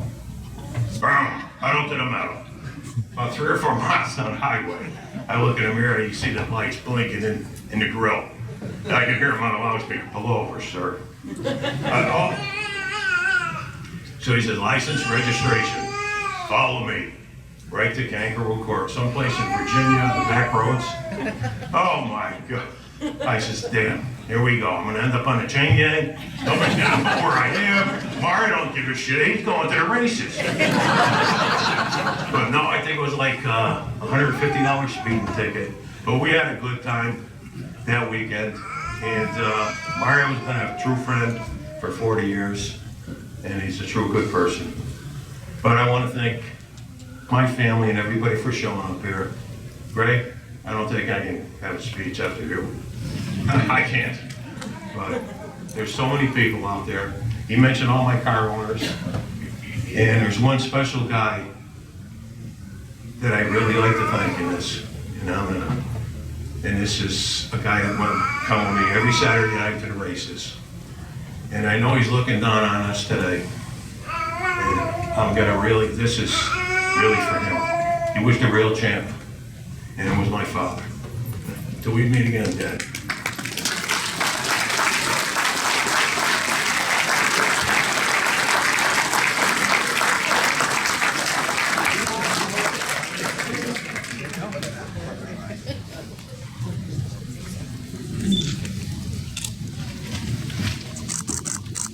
You don't stand, that is a sad story.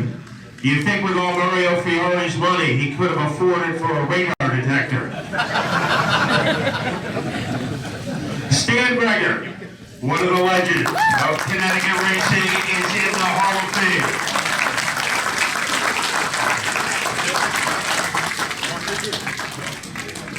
Now, just a few moments ago, John Spence listed some of the colorful characters in motorsports. I have one more to add, because if I was covering a race and he won, I knew my story would be written for me, because he had some of the greatest quotes in motorsports. But he was more than just a great conversationalist. He was a wheel and modified tour champion, and he won champs all over the New England area, not just in an open wheel modified, but also in a fender car, Rick Fuller.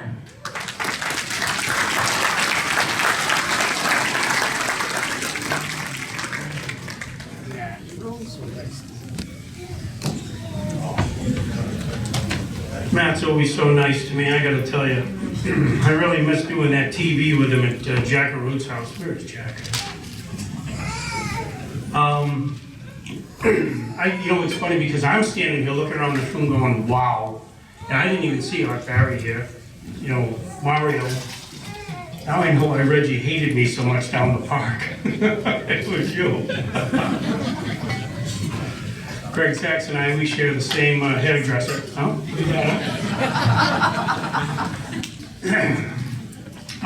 When they called me to do this, it was actually kind of funny because I'm sitting on the couch. I'm not much of a techno geek at all.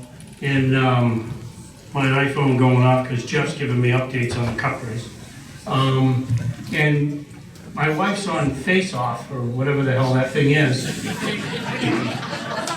And she says to me, there's some Mark Buzu. I says, who? She's trying to pronounce his last name. I said, Bones. That's Bones.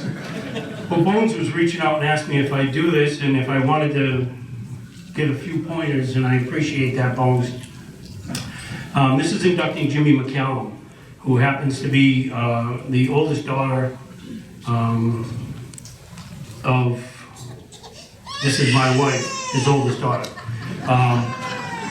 There's stories that she told me, something about 14 or 15 years old or whatever, Jimmy had gotten involved in a wreck or something. And I know that can't be true because you had to have a license in order to drive a race car, and Jimmy McCallum never would have broke the rules, so there's no way that that's true. But officially, Jimmy started in 1965. He racing in the Bomber and Junker class at Westboro Speedway that we heard a lot about today, which I loved, so did great. And he raced with his brother Jimmy. They raced for a couple of years in the Bombers. They built a flathead Ford in '67, and they won their first championship after a handful of wins. '68, they built a '55 Chevy and focused their efforts at Thompson. '69 would be their first multi-track attack in the Tri-Track Series in Connecticut, racing at Stafford, Norwood, and where? I don't know. It would have been Thompson, you're right, it's right there. They won the Connecticut State Championship that year. 1970, Jimmy returned to Westboro to compete in the, as we all grew to love, the Grand American class, where he added 4 more wins to his resume. Jimmy would score 4 more wins the next year in Grand American, driving a '65 Chevelle. 1972, United Chevrolet came on board. Jimmy won 8 more times at both Riverside and Westboro and added championships at both tracks. '73, Jimmy returned to Westboro, found victory lane a few more times, still racing with his brother Glenn, and Glenn told him about mid-season that he was going to go on vacation one weekend. So Glenn went away, and there was an open show down at Westboro, and Jimmy took the car down there for the open show. It was a modified race, and this was not a modified, but what could possibly go wrong? Took the fenders off the car, put the big tires on it, and at last count, they estimated about 3 wreckers to get it back onto the trailer. So Jimmy and his brother split up for a little while, and Jimmy raced with a couple of guys that I know pretty well, Jimmy Peachy, and a guy named Danny Morrison, who had the 2 West Virginia. As a matter of fact, my brother Jeff drove for him also. They added a bunch more victories to his resume. 1982, Jimmy and his brother got back together. They reunited in the Pro Stock division and put a couple of more check marks in the win column. 84, Jimmy purchased an Andy Johnson chassis. He raced at Thompson, Riverside, and Monadnock, winning 10 more times and securing the Mad Dog Championship. By the way, I'm old and I just realized who Larry Cirillo is. 1985, Jimmy won 11 more times, 5 at Mad Dog, 6 at Thompson, 6 at Riverside, and the Riverside Championship, and the Thompson Championship. 86, 8 more victories. 88, he switched to a Roslyn chassis and raced at Lee and Thompson, and added a few more victories. 89, 5 more victories at the same racetrack. 1990, he went back to Stafford, Monadnock, and Thompson and added 10 more victories. He began to focus his efforts at that time on building cars. He had the support of Hydrostop and Paul from PT Watts.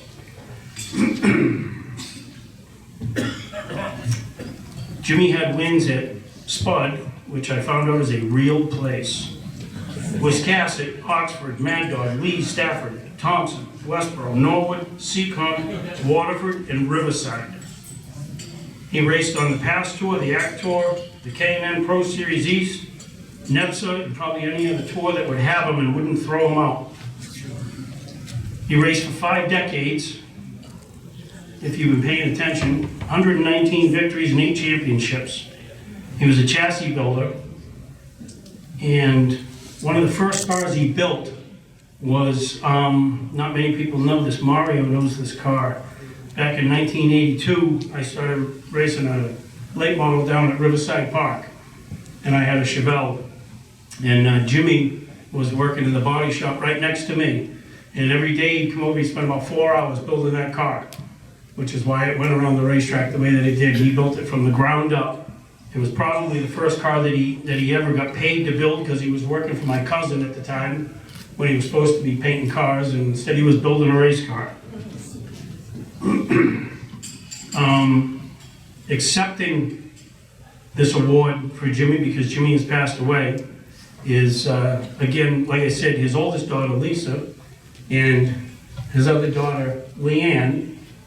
And the car that Jimmy built for me, I felt I was a winner when I drove that, but once you meet his oldest daughter, you'll see that I really won the prize. This is Lisa and Leanne.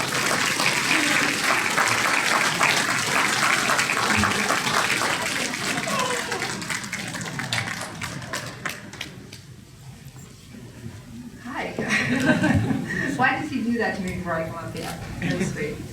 I want to accept this on behalf of my father. My father passed away September 20th, 2013. Unlike you, my father drank, he smoked, he chased women, and he drove my mother and my stepmother crazy. And if you think he was crazy on the track, let me tell you, he was really crazy all the time. You have no idea what it was like growing up to be his daughter. Whenever I go anywhere with Rick and, I'll introduce myself and he'll tell him I'm Jimmy McCallum's daughter, they usually look at my ears, look at my feet and say, "You survived." I said, "I know, I can't believe it either." I'd just like to share a couple of things that I do remember about my dad. Snowstorms and hurricanes were a big highlight in our house. To this day, whenever Rick goes around a corner, I grab his safety because my father thought that if you turned and there was a parking lot, that was a good excuse to do donuts. And during snowstorms and blizzards, there was nothing for him to take his 4 daughters down Route 20 doing donuts. This is a true story. And hurricanes, oh yeah, they had to be experienced from the outdoors. My father died at the age of 69. I think he had that planned. He absolutely lived life on his own terms. He loved racing more than anything in his life, and everything else came along for the ride. And I have to tell you, the motivation and the drive and watching what that man did was quite an experience. So I want to thank everybody, Mario. I want to thank Mark. Oh, I'm up here now, I can't think. Paul, for helping him get into the Hall of Fame. There was actually some talk that my father didn't want this type of an award. I highly disagree. My father went for trophies, he went for awards, and it was all about the attention and the notoriety, and I believe my father would be very proud to be here today. So thank you.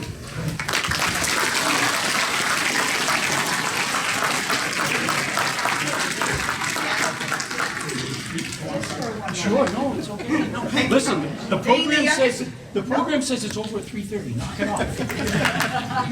So being the youngest daughter, my memories, I think he belongs here most of all because my memories from diapers to his retirement was he would, from the icebreaker to the World Series, that's all I knew, was that we were at the races and it didn't matter. And then he would sell that car and build another one. And even from a young age he would show me how to sand the chassis to anything else. The people that he touched during those 40 plus years of racing, that was his passion, his life, and everything he gave his heart and soul. And he belongs here in the Hall of Fame because of that reason. He loved it so much. Thank you.